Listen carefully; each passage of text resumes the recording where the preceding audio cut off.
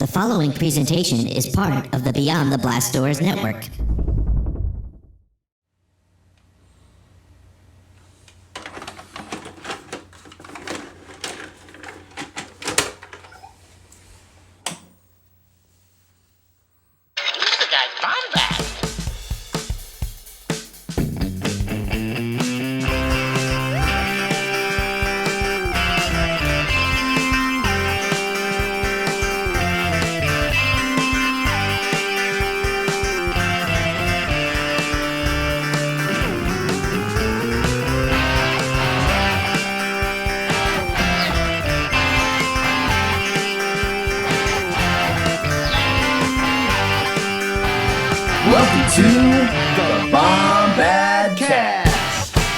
What is up, Bombad fam? This is your boy, Jerry, the Canon Junkie, and welcome to the Bombadcast. There's your boy, Scotty. Here we are. We are 4 episodes into being a part of the Beyond the Blast Doors network.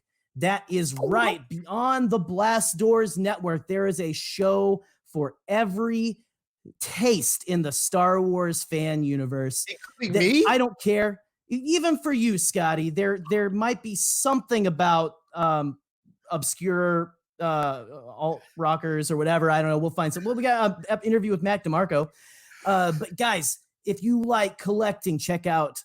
You got to check out Hollow Chronicles. Those guys, Andy and Josh over there, they just the best. Kill it on the collecting around the galaxy with P. Fletzer, talking to all kinds of people across the Star Wars Twitter fandom and just Star Wars fandom in general. Postcards from the Galaxy's Edge with Shannon Morin. She's a visual effects artist who gets just a bunch of really cool, fun conversations on a different Canon Planet weekly, and she's got a very handsome navigator too. I've heard about him. I heard he's always good about getting his work done early and sending. Yeah. Whew. That was a. That was a strategic hit. Very good. Very good. You sunk my battleship, sir. Then we got Beyond the Blast Doors Live, the flagship show with Mr. David Amilati himself. The beautiful, try not to get lost in his eyes. I dare you. It's almost as bad as Scotty. He's like second only to Scotty when it comes to getting lost in someone's eyes. I don't know. And sometimes he wears sleeves too. Katie looked at this is crazy. Wait, real quick. Katie was wait. We're talking about Pete and streaming Star Wars, and she goes, "What a fox!" I'm like, "Oh my god!" I would say a silver fox, but that is Mr. Pete Fletzer. Oh my gosh, what a silver fox! And then you've got the young apprentice fox, or he's probably gonna kill me for even saying that. When David, on streaming Star Wars, which is again our final show right now, and some maybe good stuff in the works for you guys coming soon. But go check out all that content, and if you like what we are doing, what they are doing, if you like the flexing that's going on with Scotty, then why don't you go and support us on Patreon? And again, dude, it's a hard time for everybody with all the craziness that's going on in the world. So man, we appreciate whatever you can do. Give us your money. We do this all for fun anyway. But it really helps us keep putting out quality stuff. Give it to us. Give it to us. $50. We all split it. Give it to us. We really just enjoy talking about Star Wars, and we like to do look at me. See, I don't know what I'm doing now. I'm putting on my hood. I was trying to be strategic about it, but it didn't quite work. You went too fast. A little bit of vlogger. I'm going to pull my headphones off and stuff too while I'm doing it. There we go. This show's off to a great start, but welcome guys to the Bombadcast. What's up, Scotty? Dude, pump those fists. One of my favorite Star Wars movies today. And it's perfect because we got our people at TRB who have coined the term. They have coined the term, one of the best terms in the business. That term is hashtag make solo do happen. Jerry, you got the shirt. Let's see it. I do. Look at this. Here we go. We got a little bit of shirt action and stuff there. I don't know if it's. You see some of Jerry's nipples if you look hard enough. Is it? Well, I mean, they are harder, but yeah, there you go. Make Solo 2 happen. And this is not a campaign to get more Solo cups in the grocery stores right now, which I'm sure are selling out. I saw on a Now This video actually the other day. They're selling out a lot. But no, this is Make Solo 2 happen. Sorry. I like your cup, Scotty. I like it. I like it a lot. I didn't know. I swear I thought we weren't recording. I mean, it seems like we are just from the way we're acting, but that's just how it goes. You know, you guys are used to it by now. If you're not, welcome to the Bombadcast. Welcome to the Bombad fam. Yes, we've got. What are we talking about today, Scotty? Whoa! It seems that we are. Oh, I got these things just for luck right here. It's like, do they like talking about? Wait, do you see that in the shot? Like they literally are like shimmering. Like wiggle the. Like kind of shake them for a second, shake both of them. Watch. They'll like listen, and then I feel a little dirty. Shake them a little. These are surprisingly heavy. I'm honestly surprised that this is like the arm is probably like going to slowly go down eventually. Like if you sped up like our cameras and stuff, like the whole show, it's my mic will probably move a lot. Yeah, these were in my car that I don't drive anymore, and you know, quarantine, all that kind of jazz. And I was like, you know what? I'm gonna pull them out of the old Falcon. I'm gonna bring them down here to the command center, to the Rebel command. I don't know. Yeah. Here you go. Chewie, what's up? Is that a classic Chewie? Oh, it's a Kenner. Yeah, baby. You know me? Ooh, yeah, I know you. Baby. Maybe you should join the Holo Chronicles guys, you know, I've got Kenner action figures. I got my Black Series I got my Black Series set up from Solo. I've got a Han. Yeah, let's see what we got. I've got everybody's favorite L3 and Mr. Donald Glover as well. Oh, sick. I never got that one. Look, see, the only Solo stuff I have like from then was this. Love this book. Right. One of the greatest canon books. Let me get me full screen because I'm really important. I've got the Lego. Oh, I almost dropped it. Lego Patrol. Oh my gosh. It was so funny if you just shattered it on air. I got my Denny's cup, and the lady that served me this was so extremely stoned in New Orleans. And I was like, can I please just get my cup? She's like, wanted an egg cup? And I'm like, no, did she work at Denny's or was she just hanging out in the Denny's? It was the woman. It was a woman with the syringe in her arm behind the Denny's. No, I'm just kidding. It was an employee at Denny's. It was an employee at Denny's. She was just big. There's that signature dark humor you guys love with us. Here you go. Yep. I'm a little wacky right now, only because I just got finished watching one of my favorite movies, and we're talking about Solo today. Make Solo 2 happen. Like that is like a huge theme of this episode because we're Solo 2 happen, baby. Can we be honest up front? If you were there for the Bombad Buildup, you know how long those ran. Solo does not have that many thematic parallels. There's a good bit, and that will be addressed.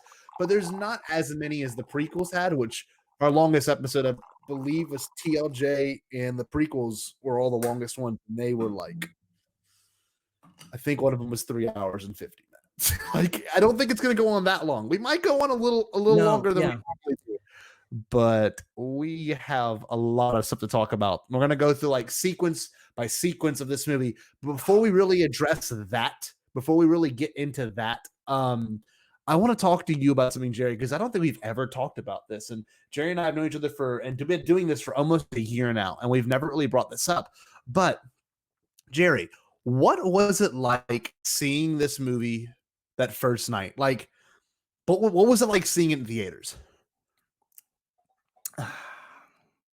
My glasses are fogged over. Sorry. What was it like seeing that in theaters? Yes.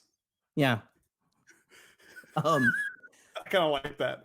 No, but really, for real, what was it? That opening night, like I don't remember that opening night vividly because it was almost a year ago when this. By the time this is airing, I think it really would have been. This is airing Saturday the 23rd. Yeah, Saturday the 23rd, and this, yeah. So it would have been, I believe, the 24th when it came out 2 years ago. So Yeah.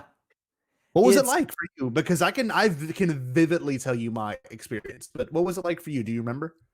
Well, let me try to reach back 2 years ago. I was actually visiting my parents in Arkansas, my old hometown, and went to.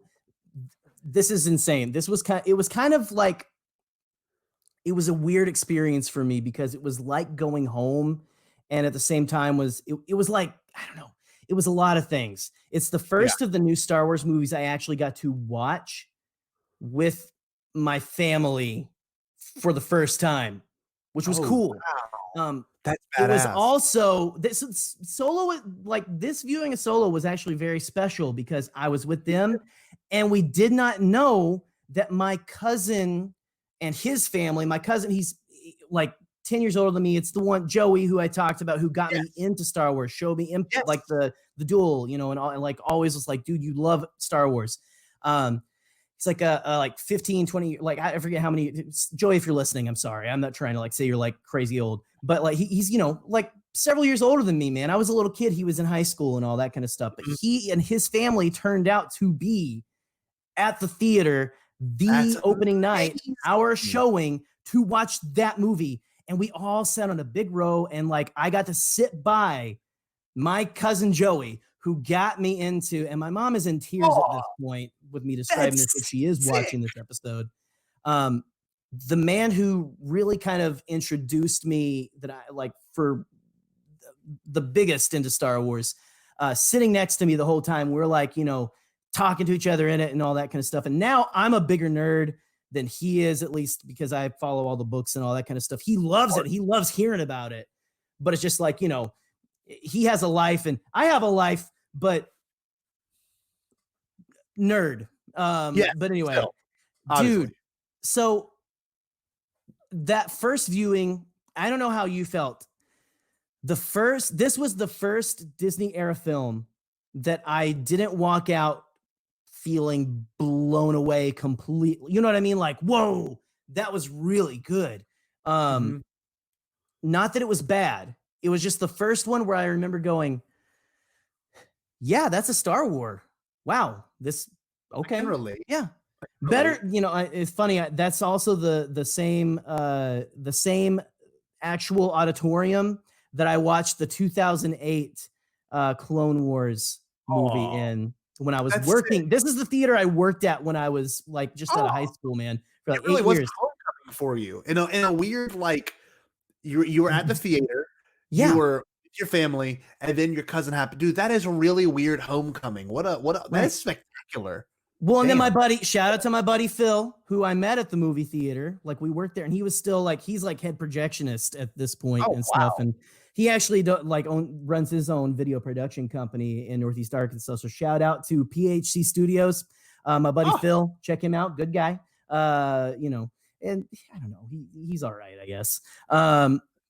He was funnier when he was, never mind, I'm not gonna say that because anyway, I'm about to get real personal. But anyway, I came out and he was there and I got to talk to him about it afterwards. He's the one who was kind of like my canary in the coal mine of how people were taking the Disney era of Star Wars, where he was kind of like, on Force Awakens. Like, he was, he had to, like I had to talk to you after Rise of Skywalker, remember? Yeah. He was like waiting for me as soon as I saw it, because he he still works there as a projectionist making extra money, and has to screen them beforehand and all that. So he watches it the night before it drops and then is like, I can't wait to talk to someone about this. But anyway, it was interesting talking to him right after. Those conversations go a lot better in person, by the way, than through text but anyway, dude, it was just a crazy, weird experience. It was awesome. It was unique in all of my viewing, my modern viewings as an adult. Like, it just, I don't know, it was different for me than any of the other ones.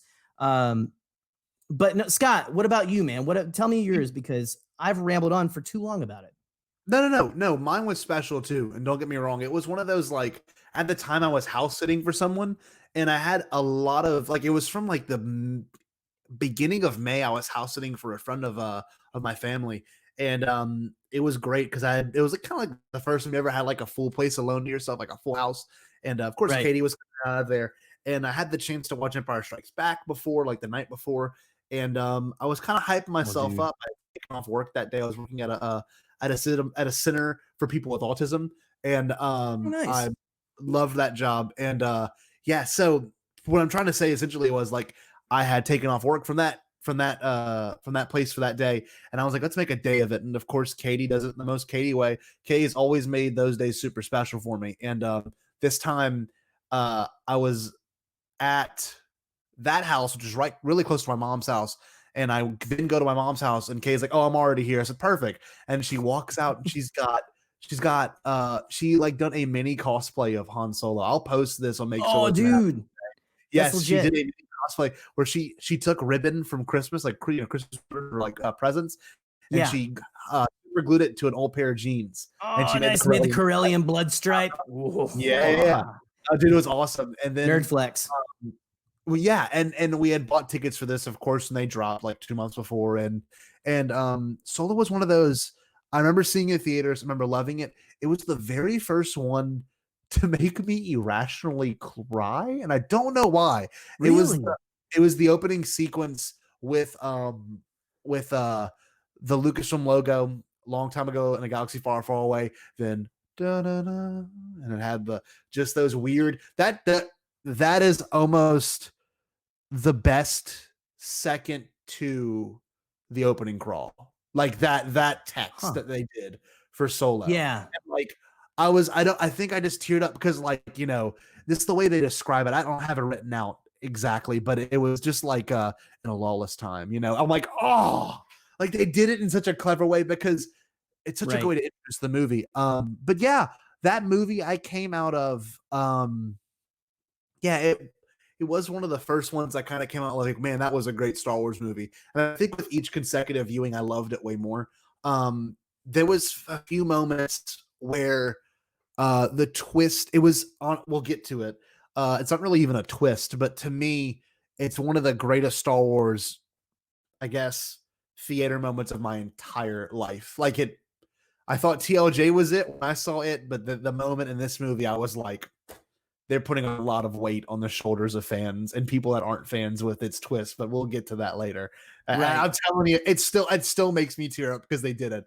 But yeah, dude, that was a great showing. I remember leaving that movie very satisfied, wanting to see it again. I think I did see it the next day. And you know what? Same with me. I'm kind of like this. Katie and I see it that opening night. Then I make my mom's side go see it. Then I make my dad's side go see it. And it was weird because I kind of want to voice a complaint now. Can we do the complaining section just real quick? Because I got to get it. Sure. You can zoom back in on yourself if you want to. Okay. Sure. I want to be part of it. Been with. Well, you might hold the same feeling. I think a lot of Star Wars fans who are not vocal about it do too. And I think you as a listener, lay it on me.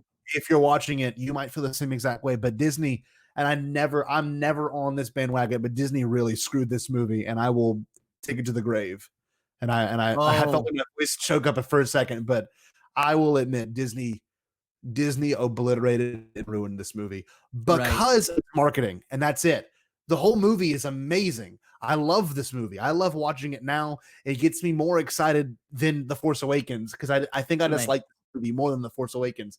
But Disney destroyed this movie, and like I'm glad it's been admitted that they did that. You know, like not the movie specifically, right? But the release date, right? Yes, the marketing and all of that. The first literal trailer was 100 days before the movie dropped, and it was during the Super Bowl. And I remember getting the notification on my phone, and I don't know. I'm never this kind of person, and I'm never the kind of person that complain. But I'm gonna say it here, and I never really said this in Bombadcast, but you kind of made a mistake, Bob Iger. Yeah. Well, I think he agrees. I think he said, He does agree. well, it didn't work out like I thought it would. I don't know why they did, dude. It would have been a great December release. It would have done huge numbers. Because there was no good movies that December. I remember. Right. I don't No. know. You're not alone for sure. You're not alone. How do you feel? Here's where we do our dyad. Hold on, go back. Do our dyad. Oh, dang it. Other way. Oh, I wish that we need like a hand to come through your side, honestly. So, here we go. Pound it. Yeah, pound it. Oh, wait, no, we're gonna pound it. Okay, yeah, this sucks. Go right, tight again. Go tight. Think about it. All right.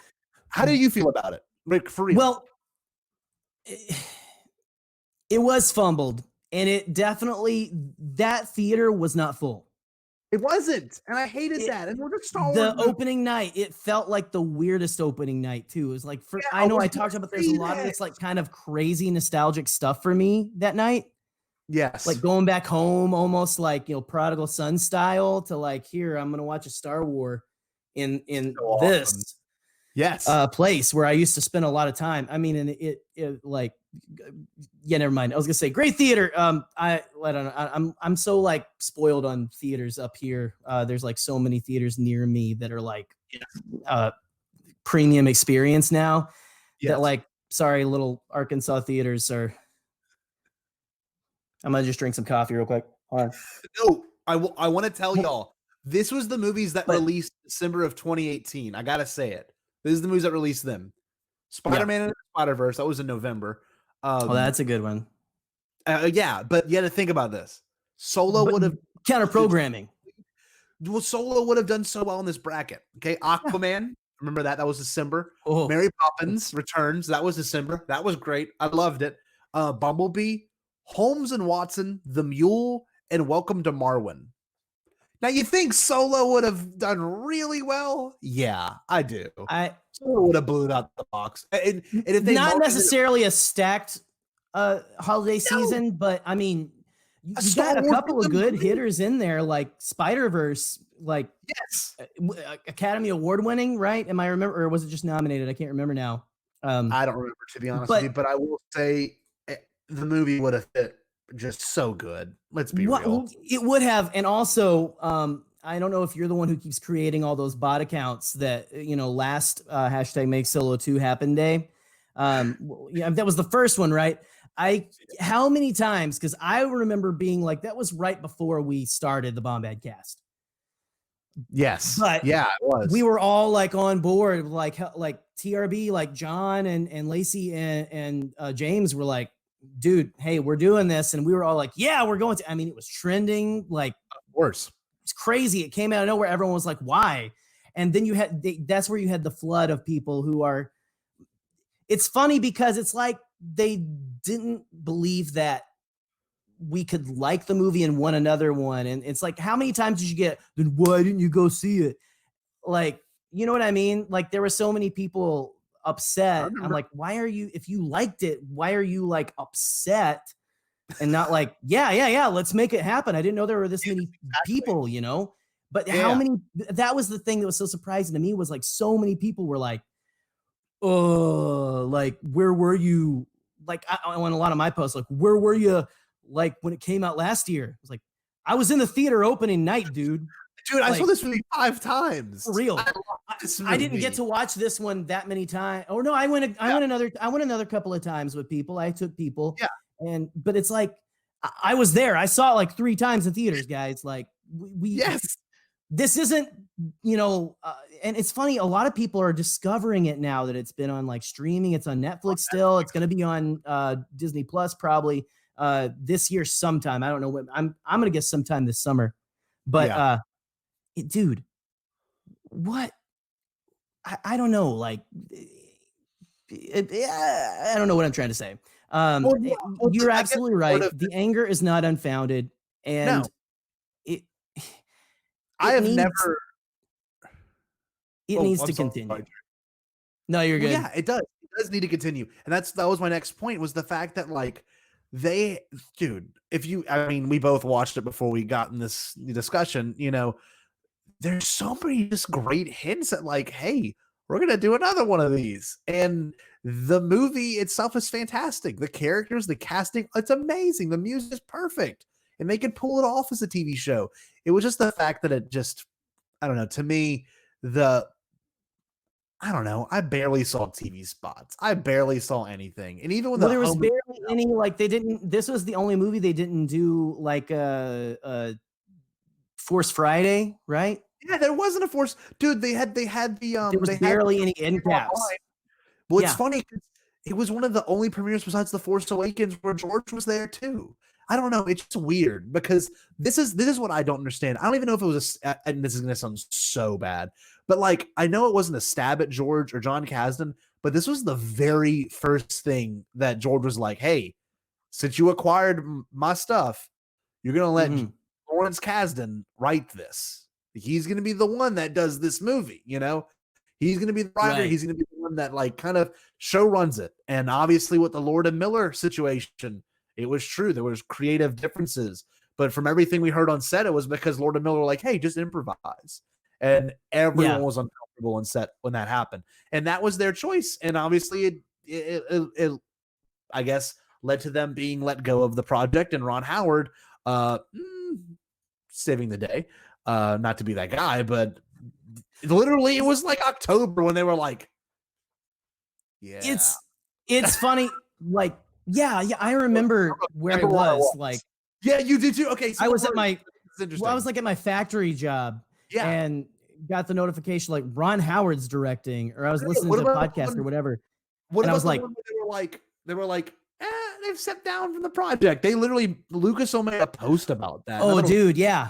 It was like, whoa. It was our first like foray into, whoa, wait a second, this isn't perfect, is it? Yes. Because up to that point, I mean, we had been already in arguments with people about The Last Jedi, but I was like, why are you people like fighting so hard against, like, it's been perfect ever, like since Disney took hold of it, you know? I mean, it was perfect before, but like it went off without a hitch, and like people were liking things. Then Last Jedi hit, and people started to like come out of the woodwork.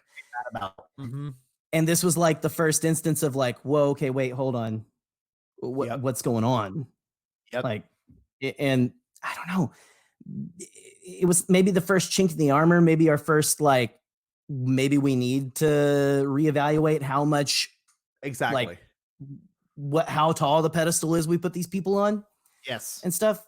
Because our expectations are insanely high, you know? Oh, so, which I mean, they should be, but we're not, again, they're not like slapping stickers on packs of meat to sell. Like, we're not consumers and like in that kind of, anyway, I'm about to, salty. That was the fact when they were like, yeah, not going to go with that, you know? And I get it. Right. Because I feel like this could have been a different movie if it was handled the way it was handled apparently during that production. Right. But Ron Howard saving the day is interesting because he was obviously a Lucasfilm vet with Willow, and the one that they probably really could have just gave this movie to in the first place, because like he's got a sense of all this and he's a genius. And like I don't know, if Make Solo 2 happen, I would love if they did a show running with Ron Howard, you know, and then he had the different directors come in and do their thing, kind of like they're doing with The Mandalorian. Right. Because the movie has sequences that feel like it was a Phil Lord and a Chris Miller movie. You know, really, it does. Like, there's just some bit where I'm like, oh, that was totally not like, you know, classic kind of movie style. Well, I mean, you remember like right after Spider-Verse came out, people were like, oh, you should have left it with them because they did amazing. And it's like, yes. And I think that they still could do a good thing. Sure. I don't know. It was mishandled a bit. It was mishandled, and that's going to happen because I'm sorry, guys, they're human beings. Yeah. George is the Diet Coke, Hershey bar eating God amongst mortals, and even he is not perfect. Yes. You know, and it's, you know, I don't know. I think that he took up a huge responsibility and did the best he could with it. And I love it. But like you're saying, hashtag make Solo 2 happen. Yes. it is not just a Solo movie. It's like we want more. We want to continue the story of Han Solo. You could have the adventures of Han Solo and Lando, and I don't think that was the last time Lando and Han saw each other. No, like that doesn't make any sense to me because like you see that they have such a history in Empire, so I feel like there's got to be so much more to be filled in there. Because there's that line where Chewie's even like where Han's like, I guess Chewie says, "Well, you think he remembers that?" And Chewie and then Han's like, and Empire Strikes Back. Han's like, I don't think so. I'm not worried. Right. Well, and people, he could be talking about damaging the Falcon or launching the escape pod or whatever. But I think of course he would remember that. Because that was like his baby. That's the biggest thing between them. I think that it reads more as like a, hey, remember this one time when you accidentally kind of did that, you know, blah, blah, blah. Oh, I'm sure he's forgotten about that, you know? Yeah, that's the line. I'm sure he's forgotten about that. That's the exact line. Right. Well, can I say? Go ahead. I was going to say that it doesn't have to be a movie. Like that is just a cool, like John and them say, you know, it's a cool hashtag and you just want like, continue the story. So, go ahead. What were you gonna say? Are you sure? No, I'm just saying. I believe it's. I believe it will be. Will it be Sunday? Is that the Make Solo 2 Happen day? Sunday the 24th or Monday the 25th? I don't remember. Don't remember exactly which one. I thought it was the 25th. Maybe it is, but if you're watching this, you know, the 25th, the 24th, whatever day you're watching this, make sure you blow. You're watching this on Make Solo 2 Happen weekend, right? Yes. Yes. Right. Yes. It's a weekend. But one thing that this Make Solo 2 show is going to need John Kasdan. Lawrence Kasdan did a great job with writing it, but John Kasdan was the one that, like, I don't know if you're a big canon junkie like Jerry and I are. Oh, man, he is. We should get John on the show, man. Go back and forth. That's the thing. John. Anytime, John. You're welcome. Come on, buddy. Anytime. John Kasdan was the one that, like, Easter egg the hell out of this movie. I mean, the one line that I'll say right now that'll get Jerry super excited because I want to see his face. Terrace Kasi. Oh, dude. I had that game. I was terrible at it. I didn't know what Mortal Kombat was. I did know what Mortal Kombat was, but I never played it. But Star Wars Mortal Kombat, man. Look, here's another one that'll get the canon junkie all hyped up. Ready? Like, Colo Clawfish. What? Colo Clawfish. Oh, dude. Yeah. It's like a canon junkies, like it's a canon junkies crack for real. It really is. Crack cocaine. It's a drug. It's not like my crack. Woo. Okay. There you go. You're welcome, Rick. Dude. Rick. I don't know. Like all that. The Terrace Kasi reference was great and stuff. And now there's like even stuff in there that we didn't really know about before. Like there are Galaxy's Edge references. Oh yeah. That we didn't really know about until later on. Like they mentioned Black Spire Outpost. They mentioned, hey, are you attending to Doc Ondar and stuff? And I never caught it until like it was pointed out after it all came out. And now it's like, when it came out, it was like, oh, there's just names. And now it's like, whoa, like you can go to Galaxy's Edge and be like, oh, like Qira knows who he is, and you know, like he was in that scene somewhere, and I don't know, I love stuff like that. I know people are kind of like that's like, ooh, it's cheesy, whatever. It makes the world too small. Yeah, it comes in and out, zoom. Make my heart go boom, boom. There you go for you '90s kids. Dude, I don't know. I think that stuff is sweet, and it is. That's the thing. John is a master at that. He's got to be the one to pull it in there because obviously like the Pikes were a thing that were listed, you know, and even the character we'll bring up later was like his idea. I don't know. It's super sweet. I mean, can I say that one of my gripes with the Pikes is their heads aren't big enough? Like I know Clone Wars is like, but I'm like, just I don't know. Yeah, but still, it's there. You know, it's there, and like the droids are there, everything. Yes. I guess let's do it. Let's get into this. You ready? Let's get in, man. Let's dive in. For anyone that's not familiar with how this is going to operate, the Bombad Buildup, which is something we did at Christmas time with the Rise, or like the leading up to the Rise of Skywalker. super deep dive on like every moment and sequence in the movie. We're going to do that tonight. We might try to speed up through some stuff because like I said earlier, there's not that many like really big thematic parallels like the prequels have with the sequels and the originals. I mean, there's a lot of that. This one really was its own standalone thing. The character of Han within itself is the thematic kind of discussion, you know, Han being the character he is in this movie, then the character is in New Hope, and then his change of character by Return of the Jedi, then kind of back to that same character in The Force Awakens, then progresses back to his, you know, kind of more wise state.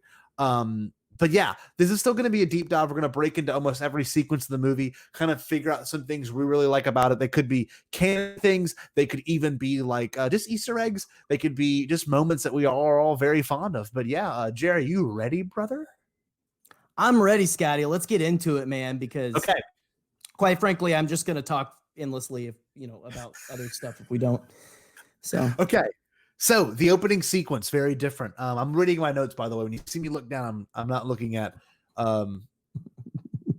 We're texting each other about all of you guys out there. Yeah, we're like, look at these morons listening to us. No, give us your money. The opening sequence was amazing, and it was for some reason when I watched it, don't know why. When that Lucasfilm logo showed up, I teared up. I don't know if it was like just because it was good. I don't know. I just freaked out. The prologue, probably one of the best prologues to a Star Wars movie, only because it was so different. Rogue One didn't have one. Mandalorian obviously hadn't had anything, but there's no narrator. It literally went into like just this blue text, and it wasn't like the it was just kind of slow build. And right. So the intro to me, and this is going to be interesting, very George Lucas, very Hot Rod, you know, like the spark of light is kind of what brings it there. Another spark of light. He's like, come on. And he's talking to it. I don't know. I love that moment. And like Kate and I were watching it together, and I'm like, man, that's a cool opening sequence. Very different, you know? And he's kind of panicking. I love it. But yeah, the John Williams song. What? How cool is that? They got him to come back and just do one song for it. And it was great. Right. Well, right. Like not even just like a theme for Han, which is something he never really did, which is crazy. You never really think about it because it's almost like, I don't know, like the theme that's always attributed to Luke is like, I feel like just the Star Wars, you know what I mean? It's like, well, it is the Star Wars theme, but I don't know. You almost think the Falcon, what we now kind of think of as the Falcon theme, which is just a variation of the main theme anyway. Yes. I almost think of that as his, but to have that I'm no David W. Collins. I'm sorry. No, but, you do a great job though. Well, thank you. But it's that it's shot too of him escaping, and like you pan up and you get the logo, and then they go through it and it cuts back to him. It's cool. It's great. It's amazing. It's different than anything we've ever really gotten. You had like you said, that low at first, which is funny.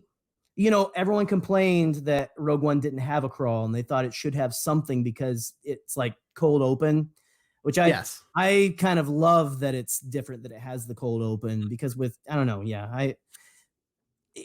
We're not gonna not ever get a Star Wars crawl ever again. Like that's something they're going to have to bring back. I understand it's like a saga thing, and like the saga's over right now, but we're going to get it again. But the way they did it was definitely like, oh yeah, like I like this. Like this is it's the crawl without, I don't know. It's really good. Yeah. It's great. And this movie does one thing really cool visually that I never thought about. It gets brighter. Like you start off and you have this moment where they're isn't that weird? You go into this obviously underground area, Scrum Rat, all the kids are fighting over stuff, and really hard to watch in the daytime with your TV uncalibrated, which is the best mode, you know, and with the windows open because you don't want to like be depressed for the rest of the day, you know. But still, it's so dark. Beautiful. Like even watching it with like the lamps on in the bedroom, like Like they're I have smart lamps and they're like dimmed to like 5%, and I'm still like I can't see anything. It's just like one of those movies. Well, and man, I don't know, the people who really don't like how blue Force Awakens and especially Rise of Skywalker are, they probably are like having a conniption during that scene. Like, no, I'm just kidding. We love you. Please don't. I'm joking. We got to make fun of each other, right? Of course. I was just saying that the Pikes' heads were too small. I mean, come on. Well, nerd. Well, it's weird because this movie, and I don't know if it's because it's Ron Howard and he was like doing this back in the time, but like 80s films have a very specific look and aesthetic.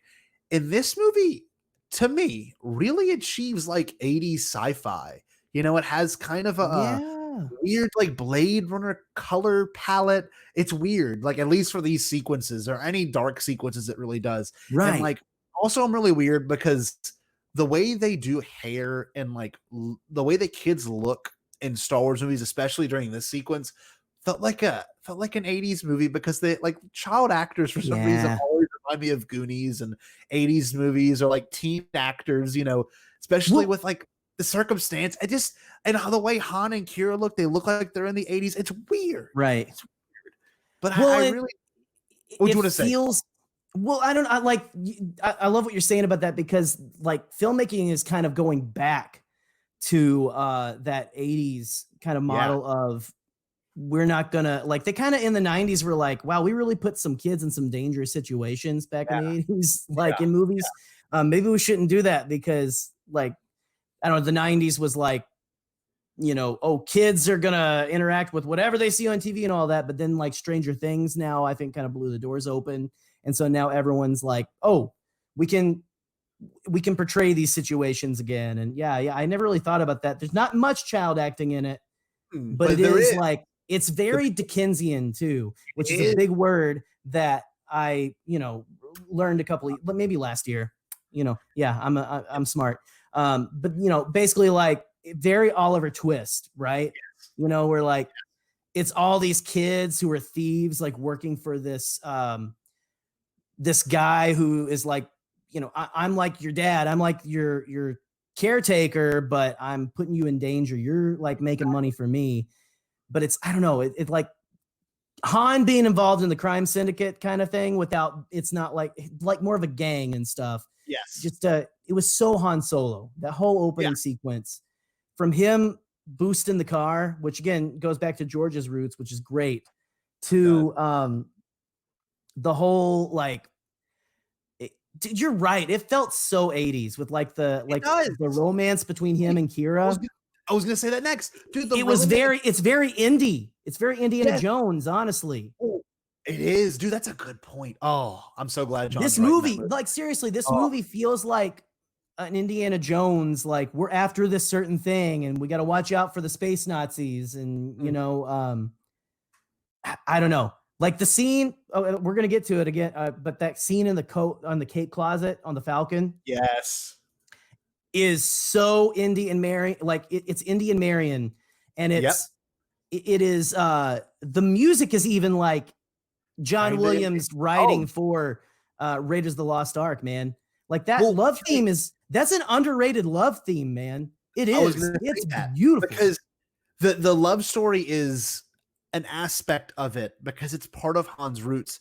And like, absolutely, I've always been a sucker for like two teens escaping. Like, I love Romeo and Juliet, and like it's kind of cool. And there's one other thing, Jay, that you'll like because it also makes it feel 80s. Is actually there's two things you'll like. Hold on, let's get the people's reaction when I say this, because I don't know if Jerry thought about this. The return of subtitles in Star Wars that had not been seen for a while. Spits and cries. No, but the last time we got subtitles in Star Wars was either the prequels or Return of the Jedi, I think. No, Force Awakens. When? With the Resistance, the little droid talking to the Resistance. You're right. Like, I am right, because I'm the canon junkie, son. I gotta back away from this probably. Whenever I do that, I'm the canon junkie, son. Sorry, Ro. Sorry about your ears. Sorry, Rick and guys, whoever's listening to us still. I don't know. Pete. Pete. Sorry, Pete. I guess to me it was like that classic subtitles, like an alien that speaks. It's not just You one know line. what it is? It's like holding the gun at Han. Yeah. Malik. You know what it is? Is that it felt like Return of the Jedi, and it Yeah. felt like Han Solo, who is Yeah. this. It's like, I know you don't really care for the scene in the special editions in A New Hope when he's like talking to Jabba, but that's how he talk. It's like, here's this tough guy dude, like space cowboy, space pirate, who's like, hey man, you know, I got the swagger and I'm talking to this giant worm like it's just a person, you know? Yeah. He's like, hey, let me explain. All right. That's so Han Solo. That's why I don't get why people are like, he doesn't feel like Han. Like, I don't agree. I feel like he really channeled like that's Han Solo, like the big weird monster that like doesn't phase him at all, which I know they live in Star Wars, but it's like that whole Han Solo thing where he's like, Jabba, listen, you're throwing away a fortune here. It's like, Jabba, you're a wonderful human being. I know you hate that line, but to me, that is so Han Solo. It is. And that's so intrinsic in his DNA where he's like, I'm just, dude, we're just talking. All right. Let me tell you, this is how we do business. All right. I'm going to do business with you, giant worm. Okay, cool. But yeah, that's the cool part. Cause that part does parallel a sequence Return of the Jedi with the detonator. Cause you know, right. Boosh obviously has the detonator, but this one is like, it's cool to think that Han went and told Leia that story. And it was a great Star Wars moment and a great moment to like grab people's attention and be like kind of threatened by you. And that part really does well in the classic. That's just a rock. You made a clicking sound with your mouth. Okay, can I say too? I love Lady Proxima. I don't have the whole you should make every single alien never speak any basic. Don't give them weird voices and speak English because we want every alien to have like a weird language and stuff. I kind of like that I love the fact that you've got the little worm guy who speaks whatever, like Huttese or whatever. And then the big worm comes out and you're like, whoa. And then she's like, all right, what happened? That is so George Lucas. It's not even funny. You're talking about a giant worm that, all right. It's like what's the name from Monsters Inc. I know. Monsters Inc. Yeah. Roz or whatever. Yeah, it's right, Wazowski. But I will say about the thermal detonator thing. You remember like the outcry of how that almost takes something away from Leia or something? Do you remember that? Nah, I don't remember that. Whenever, well, I'm again not to get negative or anything. I agree with that to a point, but the way I kind of look at it now, I kind of do like that Han was telling his exploits and like building it up. And Leia's like, that's really dumb. And that it was cool. It worked out for you, but I'm going to actually use a thermal detonator because I'm smarter than you and stuff and way better. But I feel like I had to bring that out because I understand that, you know, there are some people who were like, whoa, what's going on? You're like, don't take that away from Leia. That was Leia being smart or whatever. Like it still is. I think it still is. But anyway, I don't know. Negativity. What else? Not negativity, just your feelings. Yeah, it's nice. It's nice canon connectivity. It's feelings. You get it out, feeling boy. Yeah, man. The cool thing about this one though is this is kind of what it makes it a little bit more 80s of an 80s movie is the giant puppet. Like that was like really one of the first besides the Thalos one of the first real, and that was like legitimately very big. And like you can watch the BTS footage and there's like a huge puppet, like it's humongous. And that part was amazing. And I love the Han line. I ran away with my life, and he's like, I think that counts. I think that's something to me. Yeah, I love that line. And I just love how Han's just naturally angsty, and you can tell he was tired of being told what to do, and he escapes, and he had the opportunity. He had the coaxium, which is also very important in this movie. Right. Qira had the vial. Remember the silo, Qira? Katie. We took you out of that horror, gave you a home. Why is it such a funny line? Remember the silo? It's just so great. It's apparently a horrifying place. Yes. So. Yes. Canon-wise, apparently it is very horrifying. But yeah, so they escape, and like one of the best first cameos is Coronet. And if Troy played Star Wars Galaxies, I know people that love Star Wars Galaxies. That's like one of the hubs in the game is Coronet City.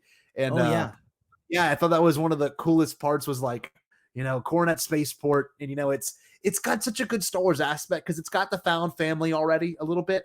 But yeah, it's got the dreamer, Luke dreaming and longing for the next thing. It's like a big theme in the first Star Wars. And obviously Anakin has that same longing. And it's cool to see that Han felt that same pain. And no matter what, he wanted to get back in touch with the one that he loved, and that's a big theme that'll come later. And so it kind of already has that found family aspect. And throughout this sequence, it's a great chase scene. Probably one of my favorite Star Wars chase scenes. I love the indoor speeder sequence. I think it's a great chase scene. And I love the Pisana, the newest one, chase sequence. But I think this is probably the contender. This one, and of course the Castle Run, which we'll get into later. It's not just a good Star Wars chase scene, Scotty. It's a great car chase.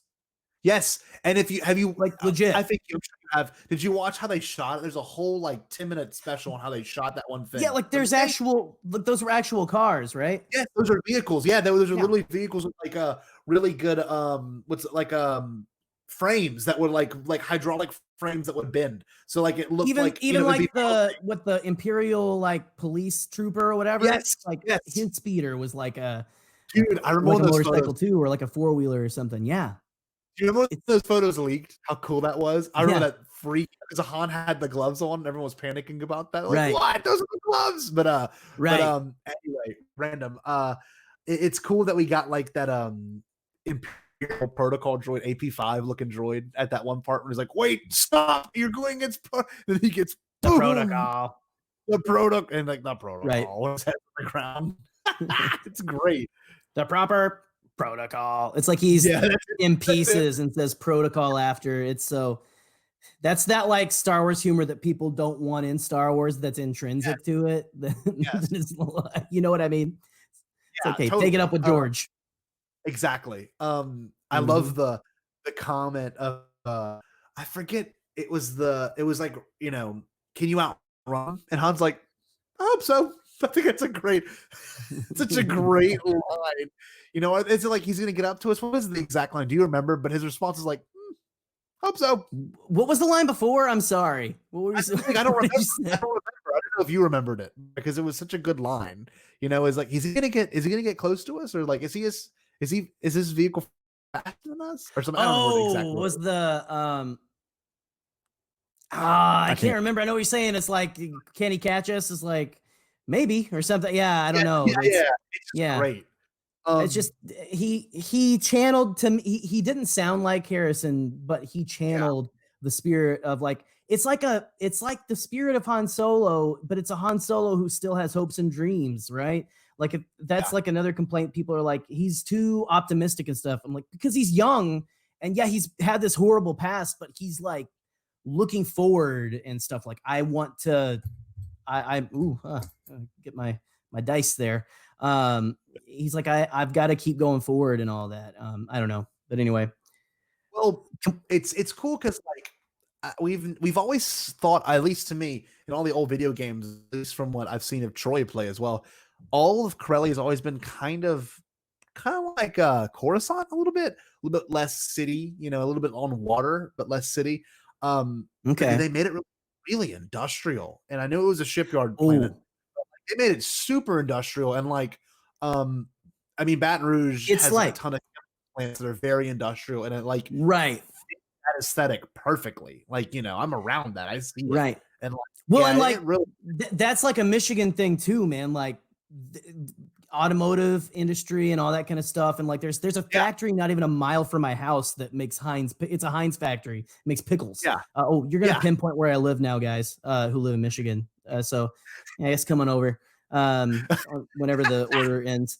But no, dude, this movie, the whole feel of Corellia made me feel like when I would go to my job at a factory, I was working at those shipyards a little bit. You know what I mean? So it's it felt, after seeing that, it felt Star Wars to be where I was, which was kind of cool for a month or two, maybe a week. And then I was like, all right, I'm over it.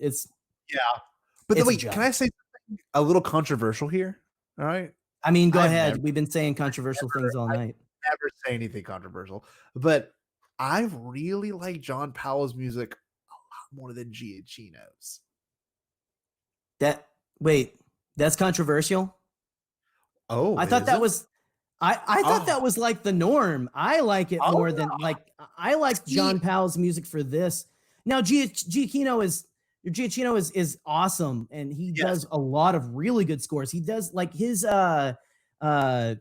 was it Doctor Strange score in the MCU is amazing.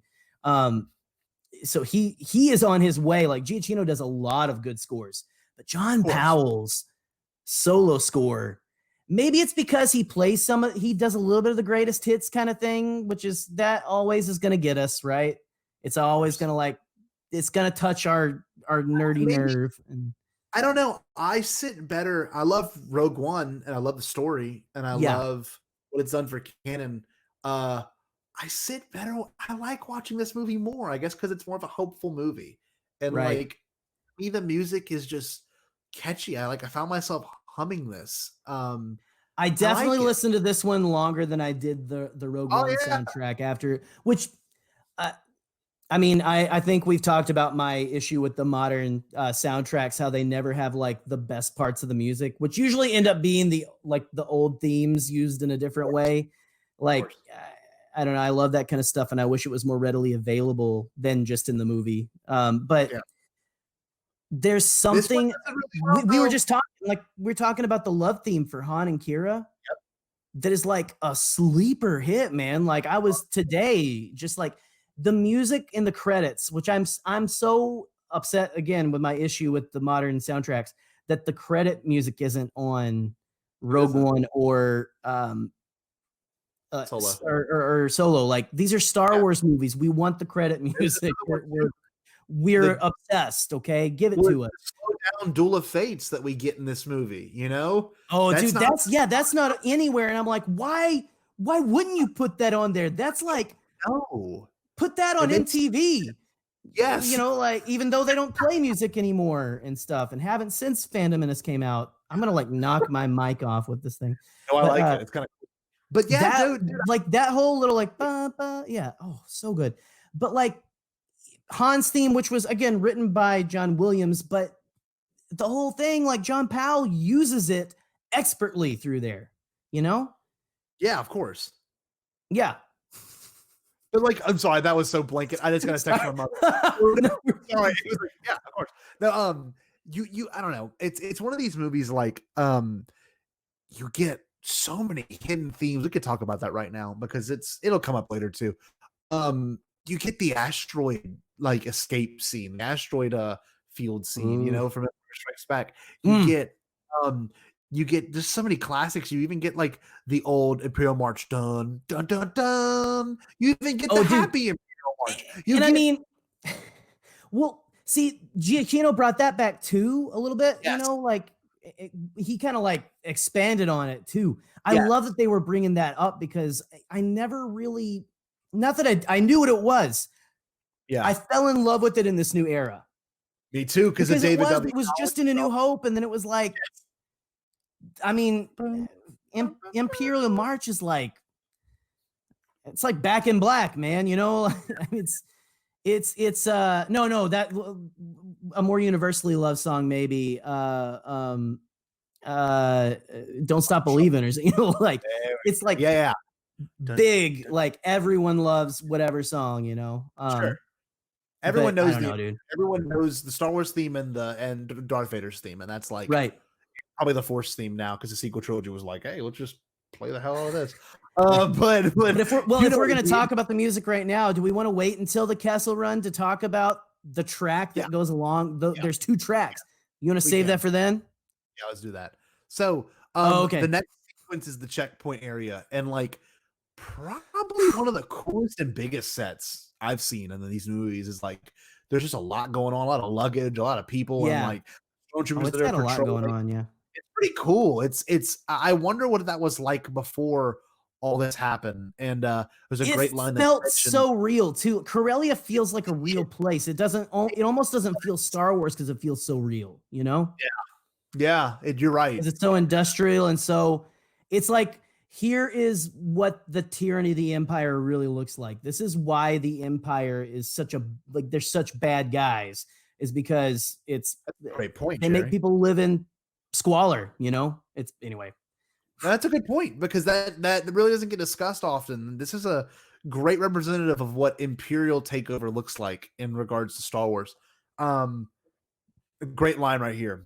Qira's like, Khan's like, what's the worst that can happen to us? And Qira's literally like, sold to Crimson Dawn or the Hutt cartel. So the fact that at this point in the canon timeline, which will get very interesting, Crimson Dawn is huge. I wonder. I meant to do. But no, Crimson Dawn at this point is humongous, and like for them to even be aware of it is super interesting, because like Hutt cartel has been mentioned in Star Wars literally since like the Clone Wars, so they know that. But Crimson Dawn, it's a little bit of its dawning, and obviously the siege of Mandalore time area, Well, and I was gonna say, like, how much did that last season of Clone Wars add to Solo, like on this watch through for you? Because I mean, you have that, like, Dryden is in the Siege of Mandalore, right? In like the second episode. Good. Yeah. And then like Maul in the arc that everyone loves, with the Martez sisters, like he name drops Crimson Dawn there, like he is leading Crimson Dawn then, and they have that alliance with the Pikes and stuff. Like it's crazy. I know. I can't awesome. wait to see what they do with it, because it can get pretty wild. So I love the moment where they're up there with the coaxium and they're trying to let her in, right? And eat both of them in. And I wonder, do you think that Imperial lady would have let them in if they hadn't already got busted by Malik and the dogs and everything? What do you think? I think because they caught Qira, and she was like, I can't let, like, she had taken the bribe, right? Yeah, like she took it. So like she was like, okay, I gotta make sure I don't like get taken in for this, Yeah, I think she was covering her own butt, man, for sure. She was I think she would have let Qira go through, honestly. I don't know. What do you think? You could tell. She kind of like looked around and she was like, put it in there. She was going to do it. She's like, all right, cool, man. I can. Yeah. Well, make a lot of money off that. Novelization, and like, I don't know about all this, but she even in the visual dictionary talks about how she hates her job there, man. Yeah. Well, like it's just a job, Well, the price for coaxium, I don't know if you noticed this, throughout the years has gone up in money. I think then is like how much, I think someone mentioned how much we can get for, like, we can buy a ship, we can get 5,000 credits for it, or like 10,000 credits. And then by the get out of here. By the end of the movie, it's like you can get 20,000 credits for coaxium. So pretty cool that it also goes up in market, how much they're using it in the Empire, at least. And everyone's favorite thing in Star Wars is like politics and market and trade routes and taxation, Yes. But Han, the part where they do get separated, Han panicking, like, it gives me chills. It like makes me tear up, because it's such a he's just shaking the thing and she's like, go, Do that breaks my heart. The moment when he's going in there and he's trying to blend in, and all like hell is breaking loose, like the troops are starting to like the music detain people. The most heartbreaking part to me, and like the thing where Star Wars starts to become almost political commentary sometimes, is that family that gets completely ripped apart.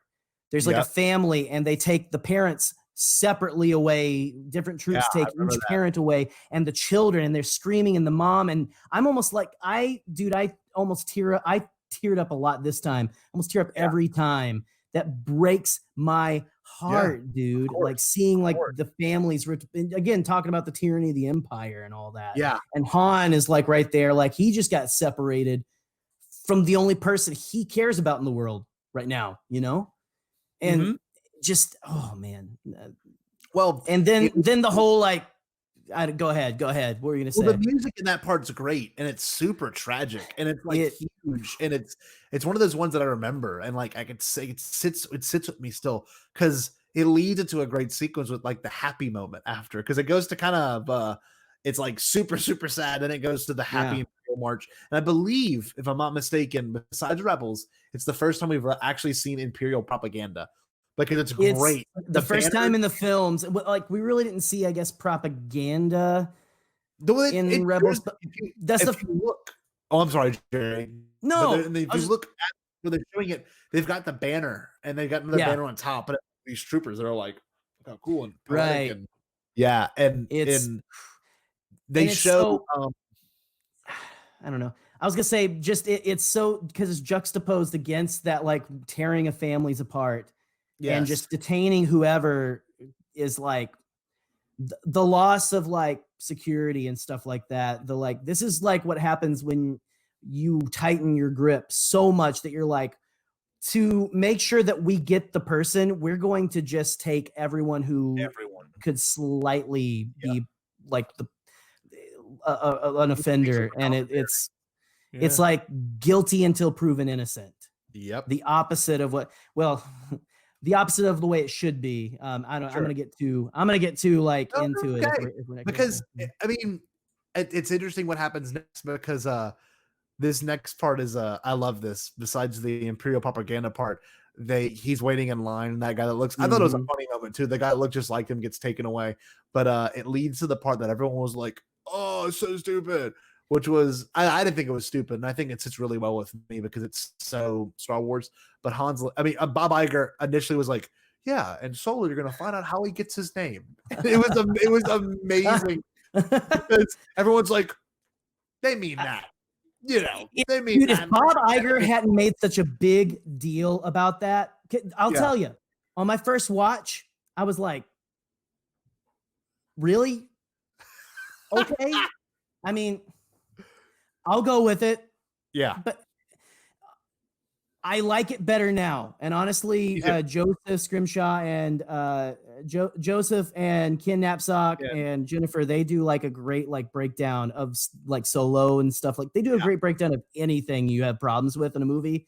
They always make me feel better about some stuff, But what it means to Han in that moment is very important and stuff. And the way that the guy like just goes, Solo. It's another journey thing that I went on where I was like, oh, whoa, okay. I think it really was, though, that Bob Iger was like, you find out how he got his name. And it was literally like, you literally find out how he gets the name Solo. It's amazing. And it's exactly like what your mom it's like your mom came up with it, It was like, oh, well, maybe it's because he's all alone and he could name Solo. I'm Han Solo, Sorry. No, it's great because it's true. And there's another thing that I think an interesting Easter egg that's stated that no one really brings up. I think it's a callback to Return of the Jedi, but they they give Han Solo the ID 83. Which is 83 is when Return of the Jedi came out. And I forget that's a sleep. I'm always terrible on watch throughs. People point out the numbers to me and then I can go back and I'm like, oh, that's cool. I'm terrible with like, oh, here was the date and stuff, the exact day. I remember like the year the movies come out and stuff. I didn't, which that was 83 is the thing, but yes, dude. Yeah.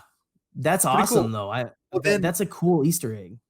One of the best transitions, I think, in all of Star Wars. Like, it's so coy, and it's honestly not even coy. It's so upfront. It's like, we'll have you flying in no time. Then I love it so much. He's like flying through the air. It's amazing.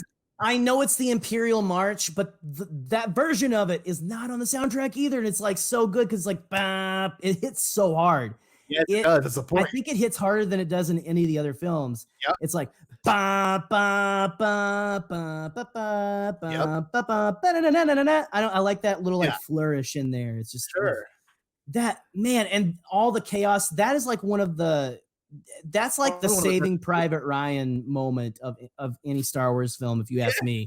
You would think it would be in Rogue One. I think this was more Saving Private Ryan than Rogue One, Oh, you're right. I completely agree. I mean, just especially like the troopers for victory, and then like the commander gets blown up right in front of Han. Like, it's amazing. That's like the whole war is hell kind of like. Yes. Just, dude, Minbon, that whole like air on Minbon and the mud and you feel disgusting. You feel like you need to take a shower after they leave too, like Han and Chewie later, like, dude, I don't know. They did so good at that, like just really establishing that it doesn't look like anything either. Like there's so much fog and it's just fog and mud. It's like, what is going on here? I don't know. That's the thing. The movie does that really well because the transition originally, and I don't know if you've seen, I'm sure you've seen the deleted scenes. It was supposed to be upon crash landing a ship into the interior of a really weird Star Destroyer. I forget the name of it. Right. Big satellite panels on it, but it was supposed to crash into that, and then that was it was like his cadet days or whatever. Yeah. And that would have been cool, but I kind of like the way they did it this time because it was like kind of like a boom. I love stuff. It's such a good transition, and it's like it's not like a wipe or anything. It's just like a boom. Here we are. Yep. Also, those cool 8 like walkers that are just like giant gun platforms and stuff are really cool that they have in there. You only see them for 2 seconds, but I don't know. Like you get I don't know, dude. The introduction of Beckett and all of them, where like Han looks up and sees what he wants to be, like that gunslinger guy. Favorite line, I'll say it. You want to live, Sparky? I love that line. Oh, dude. Sparky. I have no idea what that even means. I just think I love that whole interaction too. Like you're right. That's awesome, dude. God bless. God bless. Woody Harrelson. Yeah. I mean, that man. And Allison, when the first time, she didn't see it in theaters. She watched this whenever it came out on like Blu-ray. And so nice. I'm watching it at home with her, and she's like immediately like, I like that Beckett guy. I just like that character. It's just a fun character. Oh, it's a great character. Regardless of whatever, but like the whole air of what was it? There's like the exchange between him and Han where he's like, the Major said to go that way and stuff. Go that way and die. As you're saying, it's like, that's exactly what happened to the Major. Every little like line is dripping with that like Lawrence Kasdan flair. You know what I mean? Like good. It's good. It's good. You hear like Han picking up his like quips and stuff from these people too. Like Rio in that scene says, Luck's got nothing to do with it, Yep. I mean, cheesy, yes, but I love that kind of stuff. And Star Wars is full of that, man. Callbacks to lines, like that's part of it, man. It's awesome. I don't know, that whole sequence. And like there was one great line where it's I will say the World War I look was sick. You don't see that in Star Wars. The trench warfare look, yeah. And then you get the mud trooper look is so sick with the gas mask. What? Dude, that era. The whole canon fact of it that was like clone armor, like surplus that they were wearing. It wasn't even like Imperial issue. It was Old Republic stuff.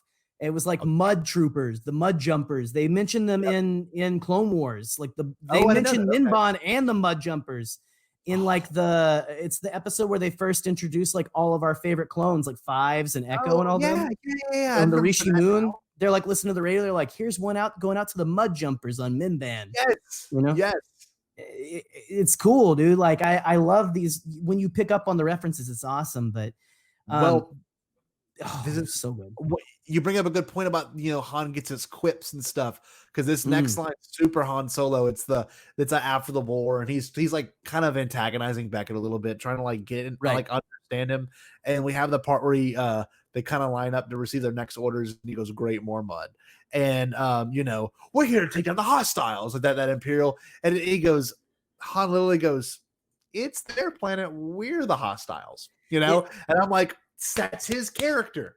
That is him. Han is not a stormtrooper, man. They want that's why he's there, because it's the crappiest of all the stormtrooper jobs right now.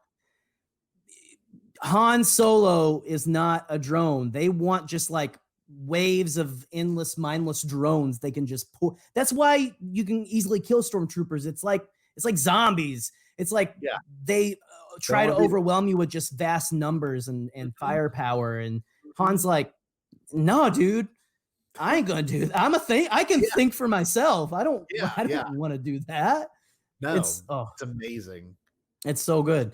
If you've ever had like a big corporate job or like worked in a factory or something, it almost sometimes it's like, I don't want, like, I've felt that before. Like, I don't want it. Great. More stuff, like, I don't want to be a part of this. Like, whatever you can, that's that spirit of Han Solo, right? Is just like, I'm meant for something more. I don't want to do this. I want to do my own thing. Right. Well, this is where Han Solo, for me as a moviegoer Alden became Han Solo, is when he has to go kind of get himself out of that situation where he's talking about it. He's talking about how he ran schemes in Corellia.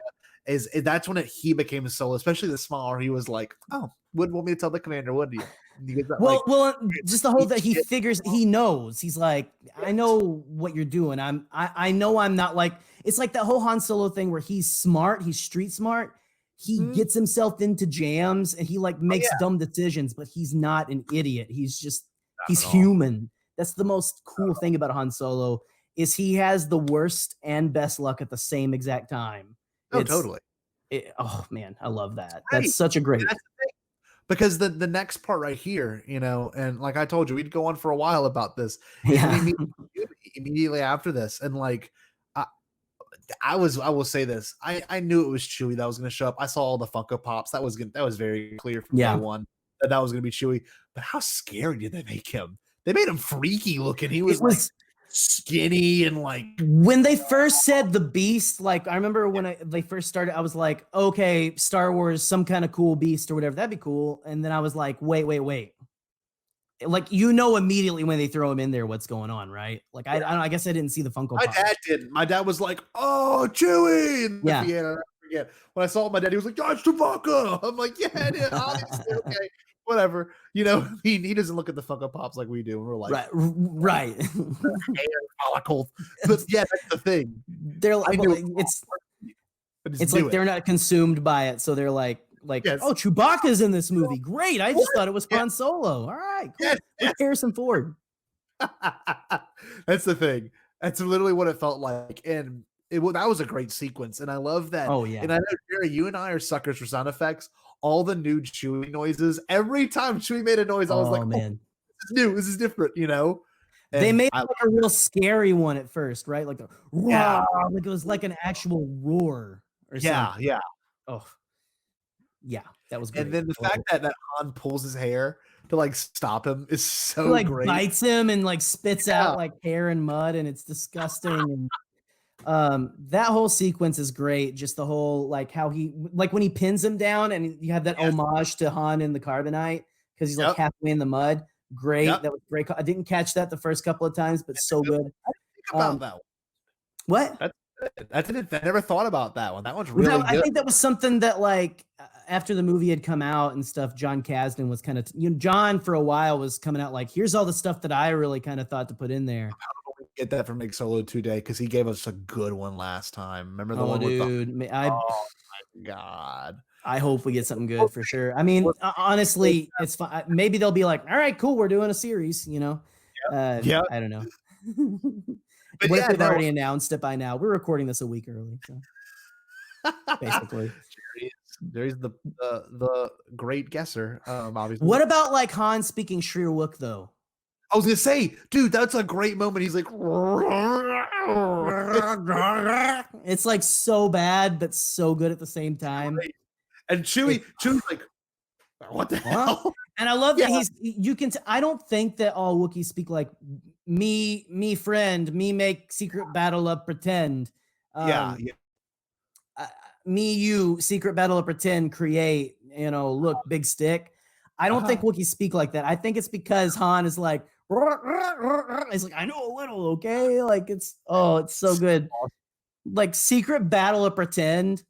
But like, how is that not more quoted? I mean, it's because it's spoken in Shriwook, but like, it's so true. That is great. I didn't think how funny that was. That is a great little line. It's weird. Great, like the only like trying to get your point across. Like, how do you understand me? Yeah, that's the thing though. That's big stick.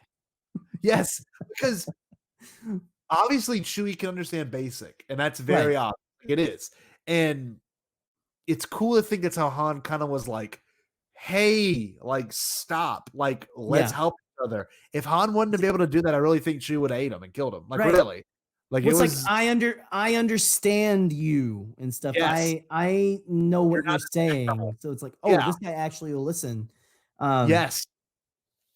yeah, I don't It's know. I great. think you're right, which is that's another thing to get into. People did not like that they had Chewie possibly eating stormtroopers and stuff, but I mean, I would have probably, I mean, I don't know.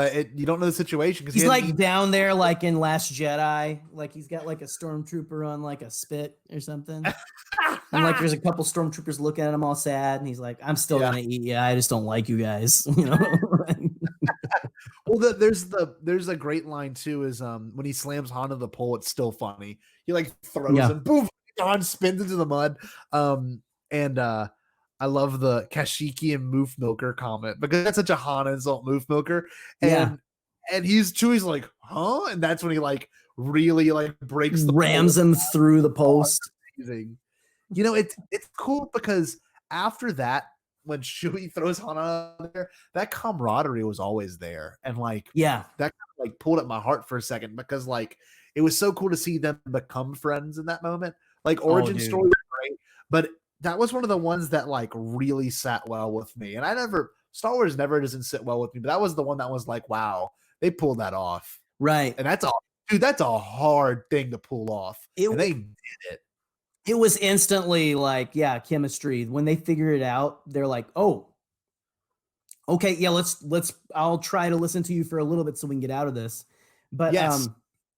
Shout out to the two random the mud troopers on top, which I have a mud trooper Black Series back there that's replaced the Mando for right now, my carbonized Mando.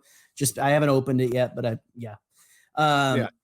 dude, I love the back and forth between them where they're like the line, like just shout out to that line real quick, to that back and forth with them, like cheering on him to like the Wookiee to eat him. And like, what was it? My favorite part is where they're like, I killed him too fast. Yeah, kill him slower next time. Yeah. Oh man, that's such a great. It's like betcha 10 credits he doesn't last another minute or whatever the line is. It's like before, they say that it's funny before he even like the fight continues, but it's funny because they're like, oh, he's definitely killed him. It's when they threw him into the pole, but so great, so good, and so then good. And then it leads to another great sequence where obviously Chewie is so much stronger than Han, and Han is like getting pulled through the dirt. It's so awesome, and then he just gets like yanked. Like I'm surprised, like his leg had to come out of the hip or something, man. Yes, like, it was great. Sure. And well, it leads to the next part where we actually see Rio for the first time in the ship, and Rio is so incredibly realistic looking. Is that a Wookiee? It's so incredibly realistic. And the fact that Johnny Fav's baby is the voice is just. Let me tell you, it's great. You will never have a deeper sleep than curled up in a Wookiee's lap.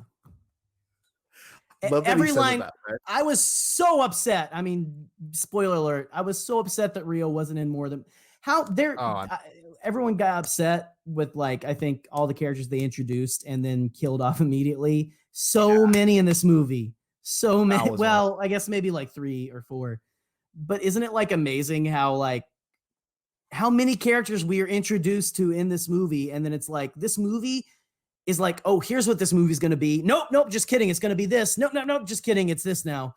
Yeah. It happens several times, but maybe that's what makes it feel like a few, like an arc of the Clone Wars or something, you know? Yeah, like you're right. It kind of does feel that way.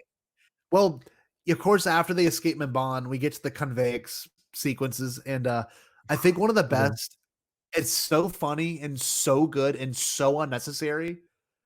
But when Chewie and Han were in the shower together, so amazing. That is a modern day humor, but not as like marvelly, you know, as some would say TLJ kind of was. I didn't agree with that statement really, but it was so funny. And George probably would have I'm sure George loved that when he saw it in theaters. You know he did. George loves just jokes. He's like, make Yes. it funny. Make sure that there's like there's like levity in there. But Oh, that yeah. also felt a little bit like a prediction of the future if we ever get to another celebration together, Scotty. Of probably it might end up happening, you know, like if we got to hurry up and get to a panel or simply just hop in, you know? Yeah, I'm just kidding. I'm down. Obviously, we know which one of us will be Chewbacca. Just saying. Yes. You And know? I'm glad with being on. And that kind of goes to the next part. Because they arrive. I forget what's that planet name, Jerry, with the convey. I don't remember. Vandor. They get to Vandor, and Jonas. This is like, it's so weird. As a Star Wars fan, we know that that's not Peter Mayhew. We do. We know that. Yeah. But not most people don't. And like, this is the movie that, of course, I love TLJ and The Force Awakens. This movie is like what solidified that he was the greatest choice for this character. For sure. Greatest. And he was such a treasure. He deserves worthy successor. More. They need to see the Chewbacca series because he was so good as this character. They have to continue. They need to get more stuff for Jonas to do for sure. Like Jonas Matamo needs to continue to be Chewbacca. Like give that dude work, man. Like, oh, it's great. Give him other jobs too, but he's so good at Chewbacca. I want to see so Chewbacca. Good.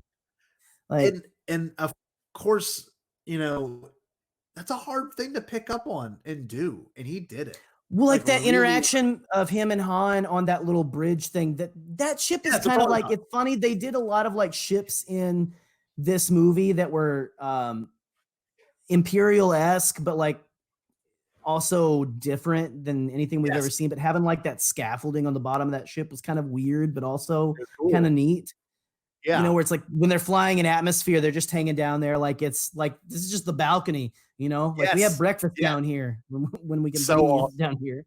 But like that whole between them where he's like, so what's your name? He's finally learning his name. And, you know, the whole, like, I'm not going to Chewbacca. I'm not going to say that every time. You're going to need a nickname. Like it's, that whole, just the way they both play that is so Harrison and Peter. It like, for real, they just captured it. Go out, you gush about it because I'm done gushing. Well, no, go get away from me. Already kind of already explained what I wanted to say. It's just the fact that like Chewie's air drying too. That's the best part. Like Chewie's just done. He's like his like covered in hair, and he's looking beautiful. That's the best the Chewbacca suit has ever looked. It is like full, like maybe it's Maybelline. Like it's nice. That's like, the L'Oreal commercial for sure. Or what is it? The herbal essences. It's like, yes. Do you remember those commercials when you were a kid or something? Back in the 90s, they had these commercials. I couldn't figure out why my mom was so uncomfortable and upset that they did those. She would be like, I can't believe they're doing stuff like that. And now I'm like, oh, it's because it's like a shampoo orgasm. Okay, I get you. Yeah. But like Chewie, like with the L'Oreal, like, don't hate me because I'm beautiful, flowing in the breeze. He looked great, man. Beautiful. He did. And then, you know, they arrive on Vandor and they're plotting the conveying sequence, which is a cool moment. And there's a boss reference, and there's a Zam sister reference as well. The two twins. Oh, dude, the camp sequence is great. This is where I think is like another thematic thing. The father figure moments happen here, especially in particular the back Han, because Han's just met this dude. Obviously, has some sort of see something in him, you know. He's kind of like, I don't know, attracted's a weird word. He kind of understands Beckett, and that's what Han wants to be. And he has that father figure moment because Beckett is also a dreamer. Do not get it twisted. Beckett is also a dreamer as much as Han is, because the whole time he's like, we'll go back to whatever and play the Valacord, you know, like that's like, it's mentioned 4 times in this movie. It's mentioned a lot. Beckett, you know? Well, and I love that the Valacord was like something I think that was introduced in Aftermath. Yes. Like in the first Aftermath book. That's like something that Tim and Snap Wexley knew how to play, like his father played, you know, like that was a great reference. And they said, we're gonna go to what was the planet?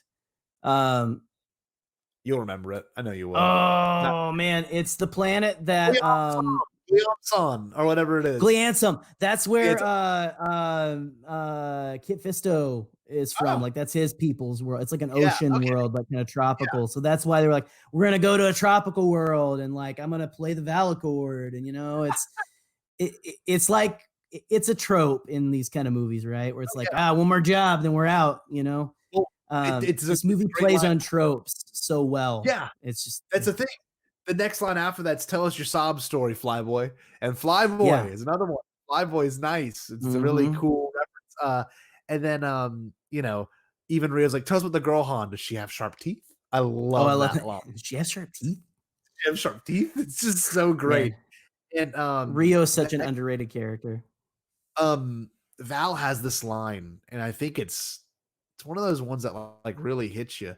Because you're watching it, you know, and we know that Beckett's kind of a scoundrel. He's got that feel to it, but everybody needs somebody, even a broken down old crook like this one, is what Val says to Beckett. And you're like, because we know that Beckett, we know that in that moment, but you kind of think about where it does go with Leia, you know, and opposite to track with Leia and Han, whereas at Qira and Han, it's we need each other. We have each other. And love is a big thing in Star Wars because Leia and Han fell in love, whereas Qira and Han probably did too, but it was because of their circumstances. It's interesting because I can talk about love in Star Wars for a long time. But yeah, that's one of those interesting lines because Chewie's is also super to his character, you know. Chewie's like, well, what about you? And he's like, we're talking, and Han's like, wow, he wants to free his people, you know, or his family. I don't really. I don't know if he said tribe or family, and what's the difference? And I don't know if he said tribe or family, and then Beckett's like, well, what's the difference? And I'm like, the way he says it is cool too. He's like, what's the difference? Like this is something that I've learned. It's like, hey, your family is whoever you're with, man. That's your family. It doesn't matter what your blood relatives are. It's a theme in Rise of Skywalker too. Doesn't matter who your blood relatives are, man. I don't know. It's that whole, because Beckett is 100%. He is what Han Solo wants to be, but he's 100% what Han could have been if Han doesn't have that or made the choices the wrong choices, like made the choice not to go back and help Luke, or made the choice to I don't know, sell out the rebellion, or you know what I mean? Like it's almost like Beckett's not without honor, but he's been in the life for so long. You can see if Han had stayed in it as long, because he's younger than I think Beckett, right? When A New Hope rolls around. Oh, totally. And so can you imagine Han down the line? I mean, he's can you just imagine him down the line? That's what he would have become had he not gotten involved with them. And had he not been, I don't know, I think he had something that Beckett didn't, you know. He's got that. He was still a dreamer. He's still like that. I'm a good person, and I'm always going to be that, even though I really want to make the bad choice. But yes. And Beckett acts on the bad choice, and it's obvious. Beckett's really only stuff, whereas Han, especially when he meets Infus Nest later, it's like, oh, we know who you're about. Well, can you almost imagine too if he had lost Leia? Yeah. Like you almost, I don't know. It's like I just see so much of Han could have gone down the same exact path as Beckett. Maybe he doesn't because of meeting Beckett and stuff, you know. Yes. He obviously still cares about the man. The man cared about him. He was just so into it. He was like, I got to get out of here. You took everything away from me. I don't know, man. We're jumping, but it's all right there in that scene. The next line after this is big because, you know, he gets past the DL-44, which is also a weird thing of symbolism of kind of like passing the lightsaber, you know, kind of like, you know, it's almost like Luke getting Anakin's old saber. It's kind of like this big moment that's really soft, really kind of not big for a casual viewer. And that's, of course, understandable.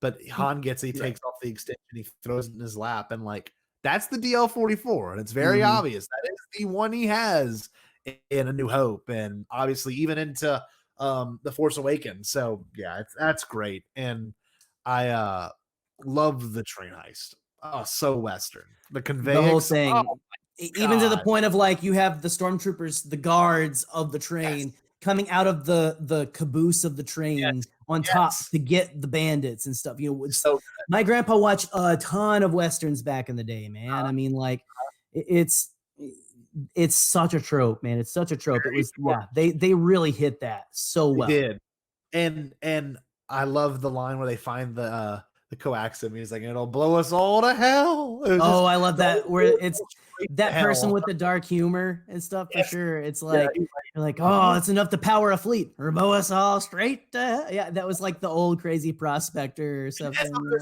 saying. It's like the crazy cowboy prospector.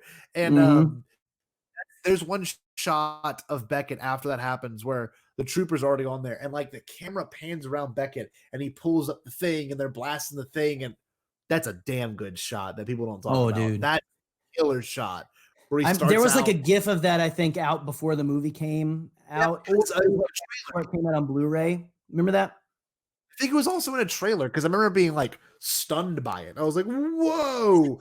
Shot, dude. It's like, whoa, that's a cool, because the way the camera comes around him, it's great. It's just really cool. It's awesome. And Jerry, we're gonna talk about this because this is one of those songs that, like, oh my god, I listen to this song probably more than I've listened to. Ooh, this is gonna sound edgy. I love the sequel trilogy's music, but in terms of new and just different and like almost prequely, the Marauders arriving music.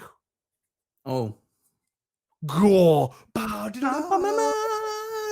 Yeah, dude, what in the theater? I was like, what is this children's choir like tribal heaven? Oh my god, I love it. Yeah, like that stands out so well. It is so unique. It's like one of them. It stands out.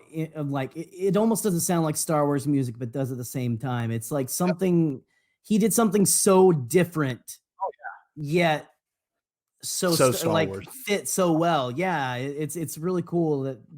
That's a hard balance to achieve, of doing something new, not just copying John. But I don't know, like, man, yeah, I think he really hit something special there. That was crazy with the children, and then it shows up later and it shows up like 2 more times. Dude, the swoop bikes, the look of Infus Nest, the whole entire crew. Oh my god. So sweet. So good. And I love because I didn't read the like old Marvel comics back in the day, obviously, because I was born in 1987, but I love that before it dropped, they had like this whole the bad guys are part of a gang called the Cloud Riders, and it's a reference to those old Marvel comics with something that was really dumb looking, like people on like scooters, basically look like mopeds, but just with no wheels. Remember that? It was like very Flash Gordon, you know. But just those crazy swoop bikes. Like, so did they have a ship that they got on, or did they like just go into hyperspace on a Harley or whatever? Like that can't be possible. But you never see their ship, not even when they're loading the coaxium. That's interesting. I would love to see that ship. It looks sick. They're loading it on their bikes, and it's like, how do they get where they're going through space? Like, I don't want to know, and I also want to know. I don't know. It's cool. Well, this next part, I don't know if I've ever told you this. At one point, even before the Chris and Phil, whatever, that whole announcement, that concept art of the transport ship leaked. Okay, not only did it leak, it sold on eBay for $50, and I might have put a bid on it. It did, and it got taken down. If that would have sold, there goes your ILM job. I'm just saying. So. Star Wars concept art. Oh, that'd have been great. But I did put a bid on it, and then it was taken down, I think, like the next day, because it had like the trademarks and everything. It was legit. It was the concept. If I can find a screenshot for it of when it was posted, I know I took screenshots of it. I would definitely post it because it is. You'll have to. Because that stuff wasn't in the Art of Solo book either. I think literally burn this, like get rid of this. Because it was on Wars leaks at the time. And yeah, it's pretty crazy. And it was of not the conveys, but it was of the transport ship and like the like you said, the scaffolding, the weird little bottom part. So yeah, it's interesting that actually, yeah, it's odd. But anyway, darn leakers. Yes, but it kind of leads to the next part, the part where Han has to climb that, and Rio dying is a pretty heavy moment. Oh, it's brutal. Did not see it coming like at all. I don't know. And you think about it, you're like, well, you never saw him in the trailer outside of that sequence or whatever. If you, but man, that's hard. Part of is a huge moment for his character, I really think. Well, that's the thing. Every single person that he comes into contact with in this, like, it's him getting into that life that he's always wanted and learning the cost and the price, which shapes the decisions that he makes, right? Yeah. He's like, definitely. I'm not going to be as out for myself as these other guys are because I actually believe in family and stuff like that, like I don't know. But yeah, he makes hard decisions and all that, but just the whole, man, I got bleary eyed this time watching, me too. What is it? The whole, what did he say? Val was right. Cause they were talking about like settling down and all that. And you don't even think about it, but then he brings it back up. He's like, I'm going to be okay. It's just I mean, when you look and it's like gone all the way through his shoulder. It's burning. We've never seen a blaster burn either like that in canon, that graphic. In I guess live action, like it was burning. You can like see a little bit of his flesh and organs like burning through him. I never knew how a blaster would work, but I guess it like burns the inside of you as well. And like it burns. Yeah, dude, it goes like right through you. Maybe if you get the right shot, like brutal. And like, but I don't know. The whole. Go ahead. No, that was it. No, that was my last statement. I never thought about a blaster like really messing you up. I mean, that's bad. But just that line though, like where he's like, I'm okay, and then Han going, or him looking at Han and going like, Val was right, kid. It's not good to die alone. Ooh, it's heavy. Then he just dies. Yep. The dude who was just talking about like barbecues on Ardinia and stuff. It's like a Minoc roast on Ardinia, which I know like there are people hate. I love that line, but just this dude that's this creature that's so full of life and like so has so much personality, and just the spark goes out of his eyes like that, and you're just like, holy crap! It's heavy. There's a price to this. There is a price. Yes. Yeah, that's such a pivotal moment for Han. Well, because the next part is Val, the next part is Val, and just been a ride, babe. And you're like, no, and then blows it up. I'm like, that was oh man, it was all brutal. It was all crazy brutal. And Val's an amazing character, and I love that they even had the probe droids a little more pimped out. What did they call them? They called them Viper droids. Viper droids. How cool Viper is droids. that? Oh, it's sick. It's badass. And now they have the moment where they're hanging everything, and Invis has got the other transport, and they're like trying to pull it, and the explosion is incredible. Go watch like that we're gonna say the Celebration Chicago thing we went to with Rob Treadrow. Yeah, go watch that on like the Star Wars YouTube page or whatever. It's insane. So cool. But yeah, so the next sequence, to kind of speed through this a little bit more. I know we're taking a long time explaining just the littlest moments. We're like, this ain't gonna take that long. And well, the Crimson Dawn and Dryden Voss moments is kind of the next sequence. Beckett punching Han was amazing because there's the moment where after it happens, you don't understand what you're getting yourself into, kid. We were hired by Crimson Dawn, and Chewie's reaction is great because Chewie's like, well, shit. Oh, great. Like, oh my God. Like, what did you get me into? Right? Yes. And Han kind of doing the typical Han. He's like, we'll just get away. We'll run away from him, you know? And We'll he's do it. like, Yeah. you can't. There's an army that will come after you. Oh, it's great. It's great. And I don't think that, I know people are like, oh, you don't give, everyone always gets upset when you have characters who have a relationship and then one of them dies, like close friends or like a lover or whatever. And they're like, why didn't you give them time to do a funeral and grieve and all that? And it's like, dude, this ain't Game of Thrones. All right. This isn't, we don't have like a season of stuff. This is a 2-hour movie, 2.5-hour movie. Like, I think he dealt with it enough. And to me, it fit the character that he's grieving. We don't know how long it was long enough that he buried the bodies. Right. Yep. And like, then I don't know, like, what do you want him to do? You want to like have like 20 minutes of him just being sad and mopey? Like, you want him to go see a grief counselor? I mean, come on.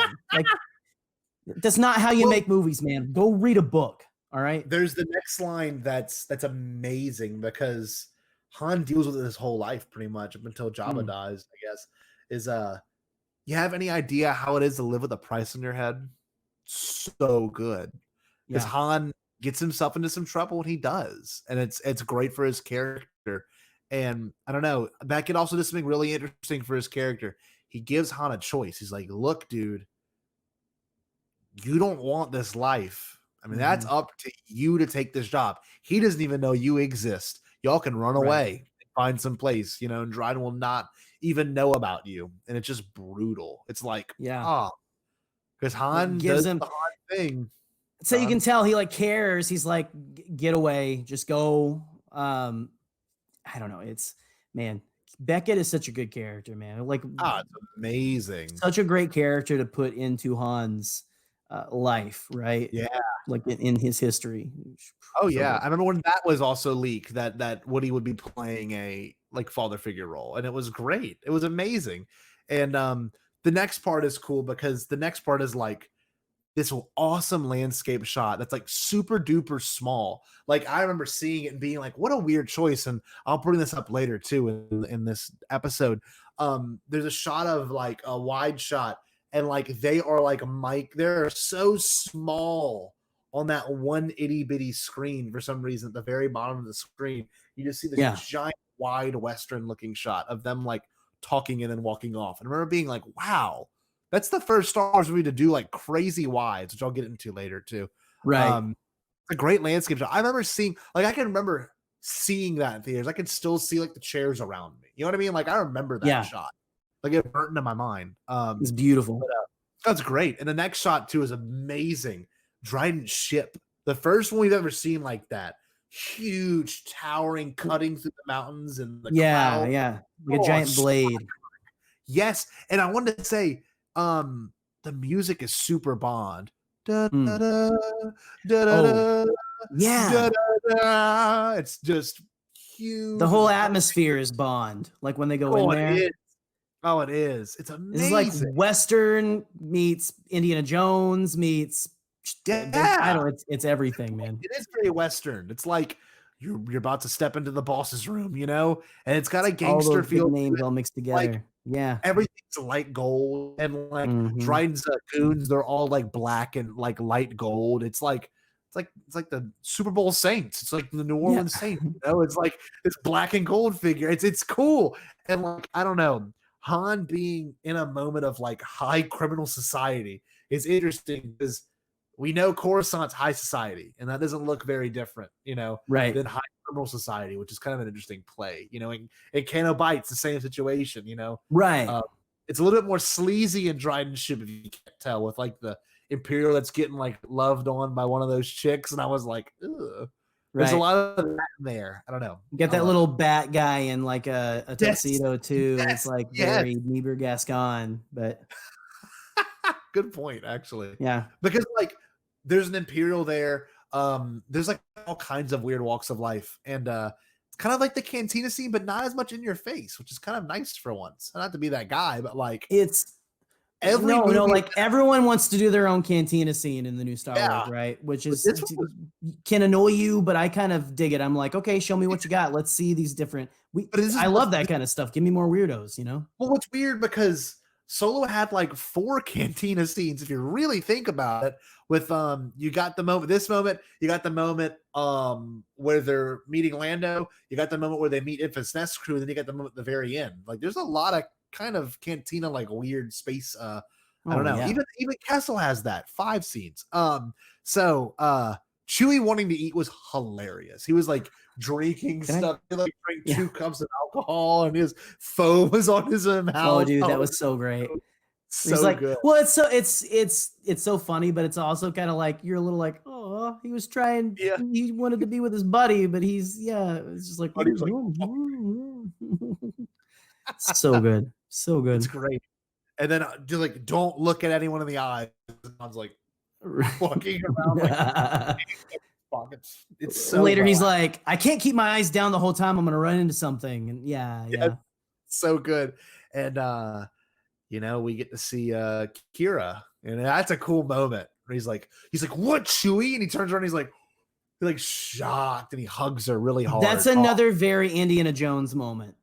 Yes. Where like he's like, listen, and he turns around, and it's like immediately his face changes to like, Qira, like, and gives her a hug, and it's so good.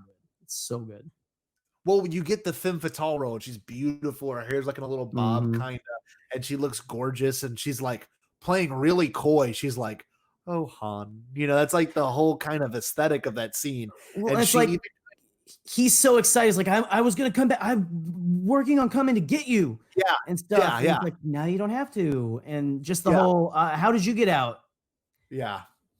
I don't know if you were like about to touch on that or whatever, but like the whole, it's the delivery of the way that she like Emilia, like the way she like kind of looks around and doesn't look at him when she says, I didn't, you know, it's just tries to do it very as super cool. It's not a big deal as she can, but at the same time, like you can tell, like there's pain there, man. There's she's had to like kill and do bad things, like to get to where she is. I know a lot of people were like taking the lines of if you know what I had to do, you wouldn't probably look at me the same way to Han.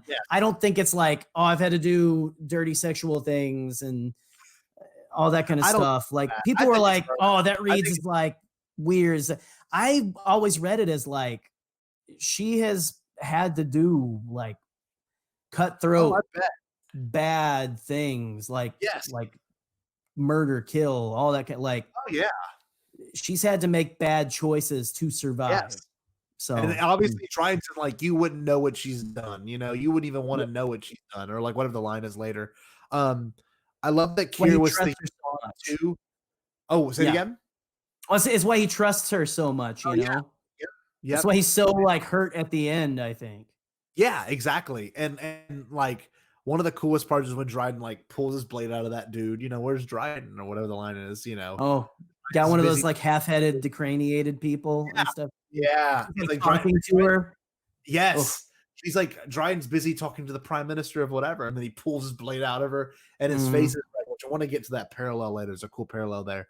I love that Dryden from across the room is like, Tobias. And I'm like, ooh, that's so weird, because he's like, I heard about Val and Rio. I'm so sorry. Who's your friends? I was like, ooh, he doesn't give a shit. He doesn't care. It's so obvious, and it hurts. I feel bad. You know what I mean? Right. Like, he's like, I'm so sorry about Val and Rio. It's a businessman, right? He's a businessman. Could care less. And I love the line that haunts the Chewie. You're touchy. He was like, right. You're touchy. You're touchy. Yeah. This is interesting. I don't know if anyone's pointed this out yet. Here's the scoop, kids. Here's the cool moment. Pull in. Hot take. Here we go.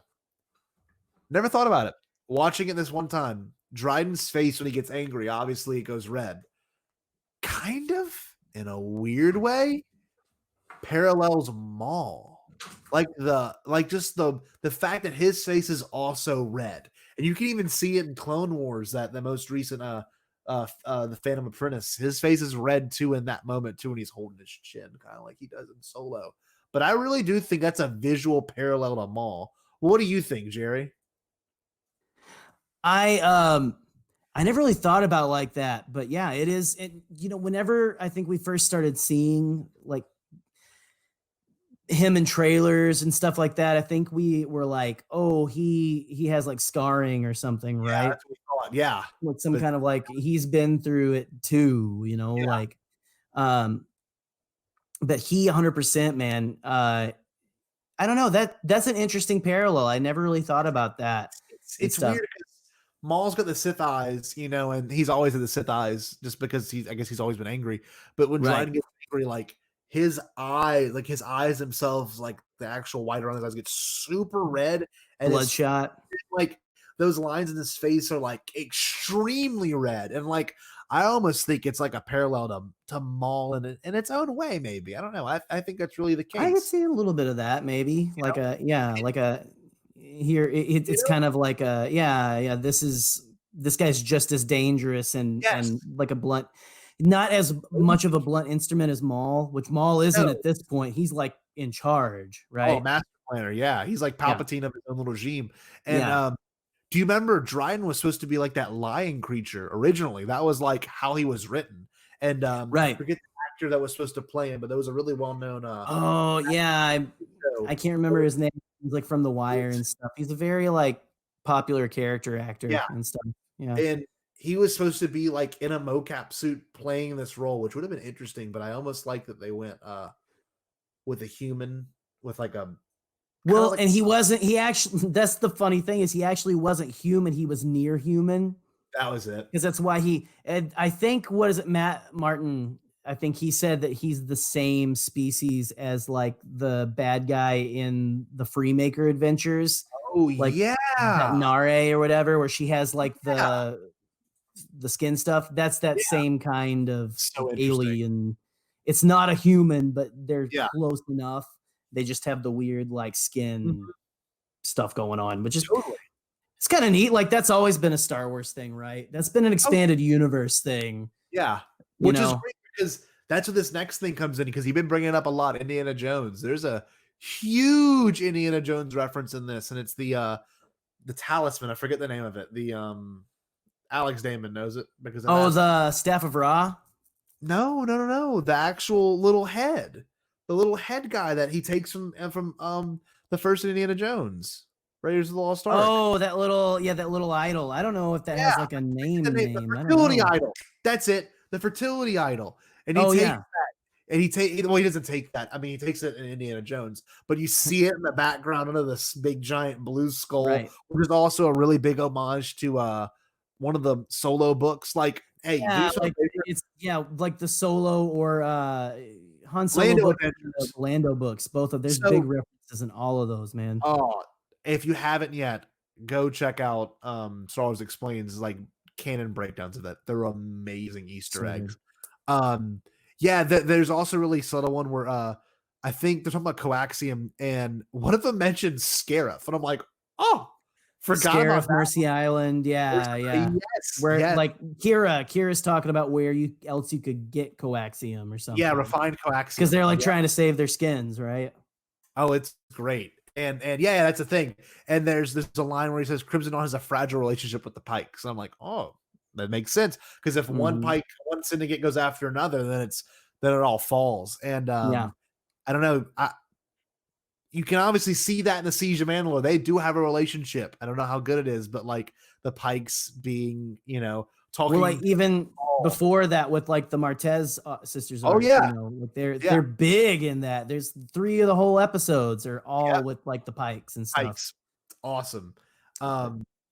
I love this line from Dryden where he talks about Han because he is arrogant and he is hungry. And I'm like, yeah, you're right. He is. He's both those things. And I love the ending of this sequence because Dryden is like putting all this on Qira, which is interesting. Yeah. He's like, if you don't make it back, it's a great shot. He goes, what's the line, Jerry? We'll be out of options. He says it so like, and then like it's a shot of all of them, and it's so awkward. It's almost like The Office, where it's like, we'll be out of options. It's like basically like, I have to kill you, and they're like, and then even Qira's like, we won't. I think was Beckett goes, we won't. The way he says it is like, we won't. It's okay, like Qira, it's so awkward and funny. Shocked. It's so great. Then we have like one of the best introductions of a character possible, Lando Calrissian. Oh my gosh. Damn, was it good. They got droid battling. The coolest part about the Lando intro is the battle of two huge egos. And like, Han doesn't really even have anything to back him up. And he's got this ridiculous ego. And Lando is like super chill, cool. It's great. I love the subtle, like where he comes in and he's like messing with him. He's like, so is this Sabak? Like he's played it before. It's like, great. Sabak. Like, and you see that's why, because everyone's always like, why does Lando in the original trilogy always call him Han and stuff? And you see the genesis of that, where it's like maybe it was just a weird thing that Billy D did. He was like, I was calling Han. They called Leia and Leah, in a couple of the movies. But I love that they made that into like that's something that Lando does to mess with Han. He's like, Han, he's like, oh, you messed up. Oh, okay. You're a smart guy. Han, here you go. Yeah. Oof. Oh, it's Donald great. Glover too, man. Oh, like, killed it. He exudes that Lando energy too, man. Like, amazing. That dude's so cool. Sure, if I'm not mistaken, there was like a huge fan casting a long time ago. This would be way the best before, Lando. Man. Everyone. Like 2013 or something crazy. And I'm a big like Community fan and stuff. Yeah, and so, like, he is not that. My wife was like, he's so nerdy on Community though. I'm like, yeah, but the person himself, the persona that he is, like his Childish Gambino and all that stuff is so Lando.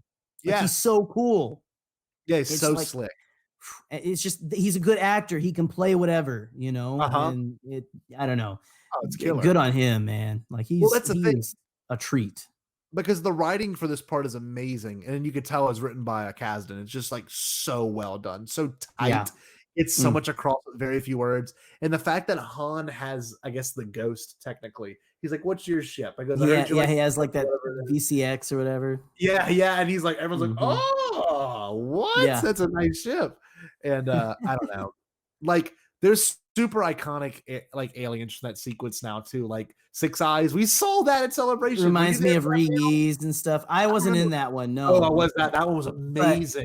But I remember that was like one of the reveals whenever Lord and Miller were still working in the movie. Remember they had that like behind the scenes. Everyone thought it was CG. I remember that. Yeah, and he like looks like so great.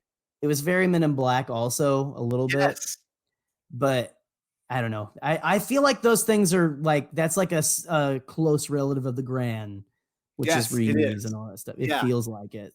Well, what about Therm Scissor Punch? You get Therm Scissor Punch. You get the guy with the mask breathing. Well, like just the big crab. Yeah, the like Therm Scissor Punch, the crab guy, like the little like mouse person that's like congratulating Han. Yeah, what's the one that's Order? That was one of the ones that was in that movie. You know what I'm talking about? One of those creatures, the one that pilots the ship in Fallen Order. The weird looking rodent guy. Oh yeah, well he wasn't the same exact species, I don't think, but he there looks. Was one in that scene. Maybe I'm wrong. I don't remember. There might be. I don't know. But that's the beauty of that. There's a lot of that scene is so full of. Yes. That is like. That is the cantina scene that I think has come the closest to really like hitting the mark. I mean, Maz Kanata's castle is really cool, but the one that got the closest to the original cantina scene was this one, because it's like an Old West bar, man, where they're playing cards and stuff. And there's like, it's also almost a little like, here's like a dive bar in the middle of like Alberta, Canada or whatever. Like on X-Men, it reminds me of that bar that Rogue goes to in the first X-Men movie. I don't know if you know what I'm talking about, where Wolverine's cage fighting and stuff. Yeah. He's got the droid fights going on over here. And then I don't know, it's amazing. And it's great. And the fact that So Lando cheats is so characteristic of him. Like you can Right. tell, like Empire Strikes Back, they like pulled a little bit more out of that character. You're like, this Right. is the guy that would betray you, but he'd also be the guy that would cheat in a card game. You know, it's great. And the I whole love that- where he gets his, I just love that little part too with he gets his drink refilled by the droid and he calls it love. Thanks, love. Thanks, love. So good. So Yeah. good. It doesn't even look. He's just holding his glass out. Well, the next line is that guy's so full of bantha crap. I love that he said bantha crap. It's so great. It's bantha crap. That made me feel better about so many like parts of canon novels that like use the word crap. Up until that point, I was like, and I was like, all right. You popped my cherry in the movie, so I guess we're good. Another great canon moment. Beckett killing Aura Singh. What? That was sick. That was a great drop and stuff where he's like, I was like, Bias Beckett, you killed Aura Singh. I was like, wait, what? Like, that was one of the moments that stuck out to me the most. That and like Maul at the end. Yeah. Like I remember that was one of the things that stuck with me when I went out there. Like, wow, Beckett killed Aura Singh. Yeah, so crazy, subtle. Man, crazy. No one else would have been freaking out except for huge Star Wars fans. That was like so solid. Another one is really cool. Is I think Lando is like, "Hey, we're all good after I did that Felucia thing for him," and I'm like, "Oh, Felucia, what?" Yeah, that was good. That was like a bunch of little like cannon drops right there, just sprinkled in. Like, oh, I love it. I love it. But no, that's the thing. I really liked that L3 after this is kind of her own character. You know, we get an amazing moment where L3, you kind of get her. You get her motives immediately. You understand that she's on droid rights, and that's an interesting topic. Hey, Bombad fans, stay tuned. More than likely, the next couple of weeks, that's going to be one of the discussions is droid sentience, because this character's super aware, and we get an amazing Clint Howard cameo. Love Clint Howard. I forget how much he's in. If you look up his IMDb, he's in like everything from Sandler movies to these movies to like this crazy amount of movies. And I don't know. I honestly didn't really know anything about his cameos until this movie. And so then I was like, oh, I'm sure he's been in a lot of stuff that I've seen now, you know, like, dude, oh, okay. I was watching, what Adam Sandler film was it? Forget what I was watching recently, but he showed up there and I'm like, what? Clint Howard, like it surprised me. But yeah, no, you kind of get to see a cool moment with Clint Howard and him's like, what's the exact line, Jerry? It's he's never had it any better or whatever. He's never had it so good or whatever. Yeah. And I'm gonna find your off. Speaking of Old West Prospector guy, like that, he exuded that. Such prospector energy in that guy. Well, it's kind of the same people that do chicken fighting and the same people that do dog fighting. They're just like, you know, they're doing it. They don't realize they're doing it, and it's so terrible that they get to do it. And like, I love that, you know, Lando's explaining L3 to Han. It's like, oh, she's the best navigational system in the whole galaxy. I'm like, oh, it's cool. I love all of that, man. And that's where they drop Black Spire Outpost and stuff. Like that walk on that little like catwalk thing is so like, it's so beautiful. You kind of see like whatever city in the back, like dwellings or whatever, lights in the background.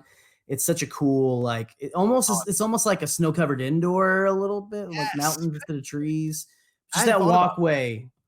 It felt Pirates of the Caribbean too. Very Pirates of the Caribbean. Yes, dude. Jerry, that's a good point. I had not thought about that. This whole thing, it's like Pirates of the Caribbean meets Indiana Jones meets Star Wars meets James Bond. It's take a little bit of everything, put it in a blender, shake it up. It's Star Wars, you know. But I mean, it's great. This movie had so much. It's classic adventure movie, right? Yeah, it's amazing, and you get to see the Falcon for the first time from the eyes of Han, and dude, that chokes me up. There's the things in this movie that make me kind of emotional. This one really chokes me up, like for real. And look, like how he's saying the same thing as like Luke. And he walks around the corner and it's like, what a hunk of junk. But he's like, before he gets there, he's like, it's probably gonna be some piece of junk, right? Yes. It's dude. Oh, it's amazing. And then him and Chewie, like the like that. That is a beautiful rendition of that theme, of the Star Wars theme. But him and Chewie under the cockpit looking up at it. Yeah. Beautiful shot. Beautiful. Like that's where they're going to spend. They're going to have a lot of like amazing moments together in that cockpit. And it's so awesome. Take that as you will, I guess. So. Oh, it's wicked. I don't know what happened. My AirPod flipped from this year to this. That's so weird. It's like we took a break. It was really cool. I wish like we would have caught that on camera because it was a neat thing to see happen. But sorry guys. The StreamYard feed like cut out for a second for everyone. That's so weird. I don't know. It's almost like when we talk for hours and hours about Star Wars, we need to stop and go like relieve ourselves sometimes. I don't know what is going on with that. I don't know. Never done that. Okay. Yeah. Anyway, back to the business. What are you talking about? Okay. Sorry, that's weird. I love the moment where Han walks in, he's looking at the cockpit and he's having his moment and he goes, my dad built these, you know, and it's kind of heavy, you know, and we never heard about Han's. We've never heard about anyone's parents in regards to these characters. And even we hear about Lando's mom, you know, great woman. Yeah. Oh, it's killer. My mom was great. Yeah. Never knew never cared for my old man or whatever. Yeah. Yep. And then, daddy issues. I don't know. L3 is interesting because when she hooks the ship, you hear like a small startup sound that the Falcon hear it's the sound like whenever they're like putting something in the Navicomputer, right? It's exactly what it is. It's exactly what it is. It's amazing. It's so cool. It's so cool and small. And it's intentional. Oh, it's 100% intentional, baby. And you know, one thing I will say, I believe this is the first Star Wars movie to use the LED screens that we see in the Mando. With like the actual not trench one. They shot the Castle Run part. They said they shot all that with the screens. All like they got the visual effects done ahead of time, so they were reacting to the visual effects themselves. Yes, and that whole like going to hyperspace, that was so cool. Where like they actually were able to get like, remember they were talking about that at Celebration, how because they did that, they were able to get like Han's first moment going into hyperspace on the Falcon. Yes, like you can see hyperspace in his eyes, which is never could see that before, and you can see it in his eyes. You can see it like on his skin a little bit. It's killer, and I love that. This is really interesting, by the way. Chewie has always played Jarek. You know, he's always played it. Mm-hmm. Every time we see him playing it, he's always winning, but you've never seen him win before. And we see Chewie losing for the first time, and then we got the Rise of Skywalker out now, and you see him like against him and Poe. And then he's like, how does he always win it? He must cheat. You know, it's great. I don't know. I love that part. It was a great little like line. He tries to like wipe the pieces off the board and all that. Amazing. What does Beckett say? He's like, it's like you can't wipe them off the board. They're holograms or something. It's like Chewie knew they were holograms. I'm sure. Yeah. It's just like, dude, he was losing his temper. You let the Wookiee win, otherwise you get your arms pulled out of your sockets. Yes, so good. So the nature of it. Those lines have so much more credence now. I love that. It kind of leads, of course, you have that moment, you know, trust no one. That's another good moment. And it leads to the coat scene. And people might not know this. Hopefully you're listening to this. But George actually directed that one sequence where Han, you know, he like wrote that in on set where Han has the coat and he puts it behind him and then drops it and then doesn't even look. Puts it behind him and goes up and drops it into nothing. That was George. That was George Lucas who orchestrated that moment. How cool is that? I don't know. George is awesome. And that whole scene of them in the coat closet, which is so funny that the closet somewhere we've never been on the Falcon. And of course, Lando owns it. It's got capes. What is in there? Oh, it's amazing. Like during the original trilogy, like what is going on in that cape closet now? Go to Disney and see if they have anything like that. You probably do not want to know what's going on in there, honestly. Yes, exactly. From any of the books that I've read, you know, I mean, we see what it looks like before Han gets a hold of it. Oh, yeah. It's amazing. And after... It's But great. That is so. We were talking about that love theme before and stuff, and how that's so Indiana Jones. That's so Raiders of the Lost Ark, Marion and Han. You know, like we shouldn't, but we really want to. You know, like kind of romance. You know, oh, it's just great. It's great. Well, you on your notes there, man. That 40 style music. Oh. It feels like the 40s. It's like this weird love trope. It's classic. It's great. It does. You could put that in black and white. It would still like it would play that like that, you know. Kiss and then big and sweeping, like sweeping romance. Yeah, and what is the line that Beckett says, like bad time or something like that? Or I forgot what it was. It was something is like bad timing or something. Kinda. You know, they have that moment, and I love that they're looking at the Skiff Guard outfit, by the way, at that moment too. So weird, such good Easter egg. They've had that in the Falcon is so sick. And we didn't even think about that's like, of course that's there, you know? Yes. Oh, it's a great the line that Beckett says, it's huge in this whole movie. Trust no one. Assume everyone will betray you, and you will never be disappointed. And then Han says, sounds like so a lonely sad. way. Yes, sounds like a lonely way to live. And it kind of plays into the Han Solo name. And he says, Beckett says, it's the only way to live. And I'm like, oh, for you it is. For you it is, Beckett. That is a man that has been hurt a lot in his life, man.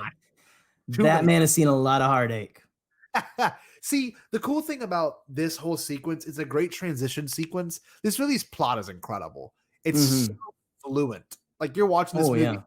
You're not at no point when you're watching this, you're like, all right, next, the next. No, like literally it flows so well. Absolutely. But yeah, there's a great part where they show Kessel and they show like the cloud and the lights that we see in Clone Wars now, which is great. the Acades Maelstrom. That's where that episode that I know you didn't care for at first, and a lot of people it's like, oh, I was like, but that's like, it's like a mini Solo. Like we're going back to I love going back to the places. I'm that guy. I'm the sucker who's like, whoa, we've been there before. That's really cool. Someone else has been there. It's like, obviously other people have been there. Yeah. Oh, I don't know. It's awesome because you saw Kessel in Rebels first. Yes. Like that was the first time we ever actually saw or were on Kessel. But to see it, we didn't see them go through that kind of stuff, and we didn't even see the clouds and stuff. It's like they went through could you go around to that side of Kessel maybe? Yeah. Like what happened? It's I don't know. Canon. It's a funny thing, isn't it? It's a great moment where Matt Markin tried explaining it. I think TRB made a shirt of it. Oh man, I don't even know if I know what that shirt is. But yeah, it's so funny. This is a weird one. I want to hear your opinion because I wasn't going to try to stew too much on the small stuff, but what is the sex joke? I don't get it. The L3 Lando is like, oh, it works. I'm like, I don't understand that. Maybe I really don't get it. Like I really don't. Like I didn't. Well, Scotty, it was funny. I didn't think it was clever. I was like, this is kind of strange. You see, as young men and young women grow up, their bodies start to change, and for young men, you start to get feelings in a certain bathing suit area. Anyway, sorry. No, okay, I'll stop that because that's gonna get horrible. I think the joke is just that like Qira is like she's talking about like L3's like there's like tension, there's like sexual tension between me and Lando and stuff. And oh really? The joke is that Qira, I think it's the whole joke is that Qira is like surprised, like, oh really? And stuff. And like, how does that work? Because basically because you're a droid, you don't really have the proper equipment, so to speak. That we know of for it to go in there. Like, how does that work?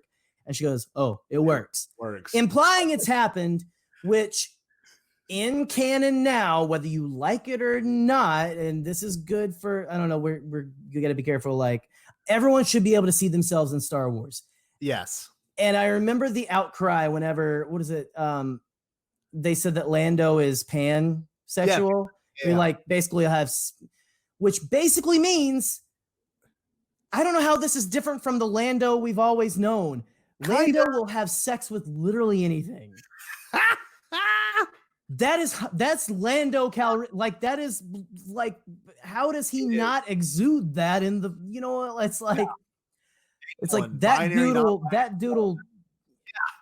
dude will doodle anything that he can doodle, and I don't know why I said doodle, but it is what it is. I'm trying to make this as PG-13 as possible. But that's the joke, is that it's supposed to make all of us go, oh, whoa, okay, whoa. You see, and also make some of us feel uncomfortable and all that. But I don't know. And then of course we've got, now Billy D, didn't he come out as Pan as well, like himself? Maybe. He came out as something like fluid, gender fluid. That's what he was saying, which is interesting. It's like you can almost see, like, I don't know. To me, Billy D. Williams is Lando Calrissian 100%. I don't think he's almost not even acting, right? Yes. And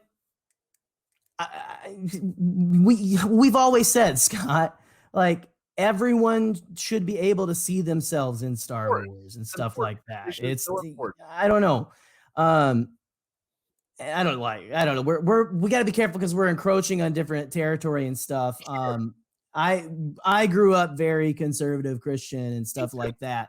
And just over the recent years, I've started to get to know people, who were of whatever, like different, gender fluid, like different things like that. And however you feel about whatever, I don't know. I feel like you shouldn't take away from someone their right to be seen in fiction, in a story and stuff. Like, you should be able to identify yourself with the characters you see in film, the characters you read in books and stuff.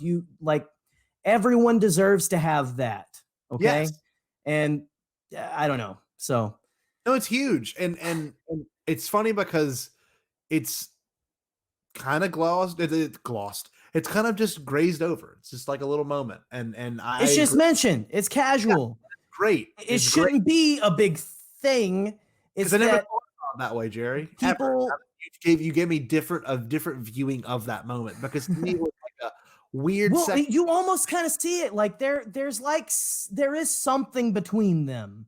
Yes. I don't want to, not necessarily sexual, but you see that there is a relationship there where he cares deeply about that droid, even though they have this, we kind of hate each other kind of a thing, he runs out into that, which is a great shot. That's such a great sequence, that shot where they're it's Lando is running out to save L3 and the camera is going around all the action. That is a great that is such great. It's such great choreography in that scene of him going out there for her. Great. Man, I don't know. So do we want to just get into kind of the whole thing with L3? I don't know. Where do you want to go from here? I kind of want to dive. I think that might have been bigger than you wanted it to be, but it was. But it makes me realize it in a different light. Star Wars is for everybody, guys. Star Wars is for everyone. It is. I kind of want to take this discussion still through the small little Easter eggs that we get in the Kessel sequence. Then we can talk about the overall theme of Kessel, because it leads to an important moment. I love the mining colonies, the worst comment. Mining colonies are the worst comment. It's a great comment, because obviously we know what happens later. Right. It's almost like a wink, wink, nod, nod, but it is kind of cool to know. It's cool to get these characters. It's a character detail, right? Yeah. It's like you're going to be running one someday. Yeah. And of course, his is way better. Yes. Well, the fact that we get, the whole Kessel Run sequence, by the way, could be 2 episodes of a solo show. Oh my gosh.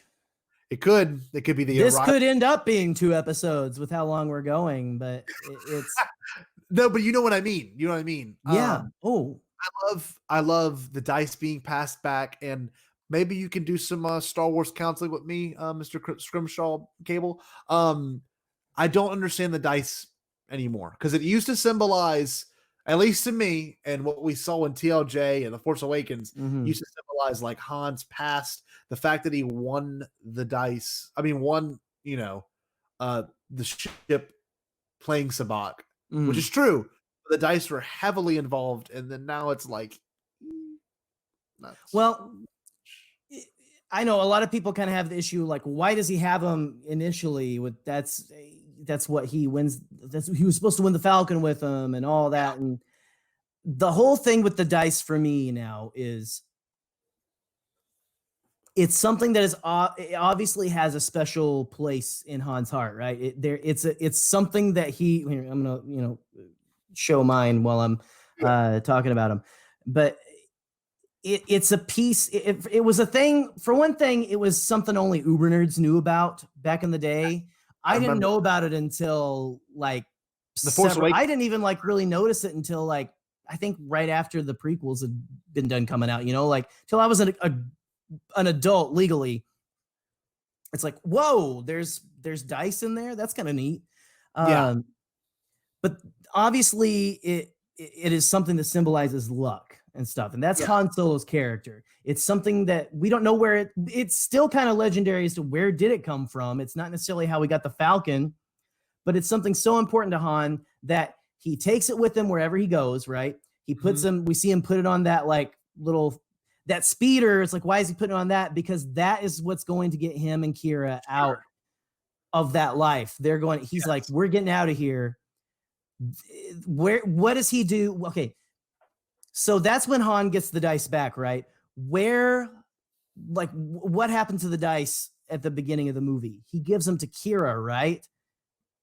And what does she say? For luck? Mm-hmm. Yeah. And he's like, dang right. Yeah. For luck. Yeah. He gives it to her. Like, that's his, like, I'm putting it on this speeder because this is, we're going to need all the luck we can get to get out of this. Like, here, you take the dice. This is my good faith that we are going to make it through this. And whenever they get to Kessel, that is her saying to him, that's what I just realized today, she waits to that moment because that's the moment when it's another moment with like, we're going to get through this. I'm passing it back to you. Like, here it is, Ben. Here, I believe in you and we're going to get through this. This is for luck. Okay. And I kind of love that moment now. Like, where it was like, why does she wait until that point?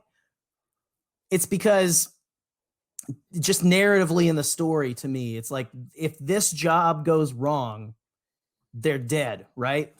Yeah. It's like if their escape went wrong, they're dead, or like, well, Han thought he had lost him forever, right?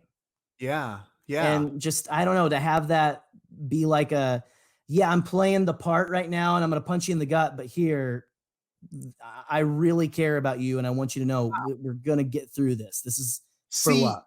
I never thought about him as luck, but now it makes more sense. But like, this is where I get a little confused because Luke gives it to Leia, which Leia then gives to, honestly, doesn't give it to Ben, but Ben gets it. Because that's like, those dice are like, it's a representation of Han Solo's character, right? His character is unlucky and lucky at the same time. Like like Han Solo's superpower is that he's super lucky, right? Yes. He gets himself into crazy jams, but he gets out of them in the coolest and craziest ways ever. He's lucky. Yes. He just flies by the seat of his pants and wins. He just wins.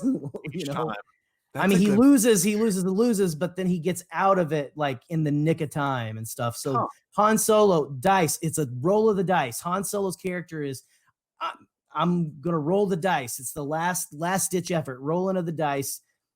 And he wins every single time. He loses a few, but before the game is over, Han Solo is not going to lose. Fair and square. You know what I mean? Yeah. Luck is always on Han's side. He don't have to cheat. Lando has to cheat. Han doesn't. Think about that. That's a really good mantra. Jerry, you just kind of had a beautiful moment. I had never really thought about it that way because it does represent everything Han Solo is. The luck, the moment. And I don't know. And it is a lucky job. They end up successfully getting away with what happened. And interesting. It's the whole movie is him proving himself, right? Yeah. And you got to think about it. Everything kind of goes downhill for him. I'm just now realizing this. Everything goes downhill for him until he gets those dice back, right? Damn. Then it starts to like everything starts going his way again. It's like, well, yeah, I got the mojo back. I'm Han Solo. I'm gonna like win. Yep. Like that whole Kessel Run sequence is one of my favorite sequences in Star Wars. Let's talk about the music real quick. I love that the title of the track that plays for that whole opening sequence with like, you know, it's got the "Here They Come" cue and like the asteroid chase and all that is called Reminiscence Therapy.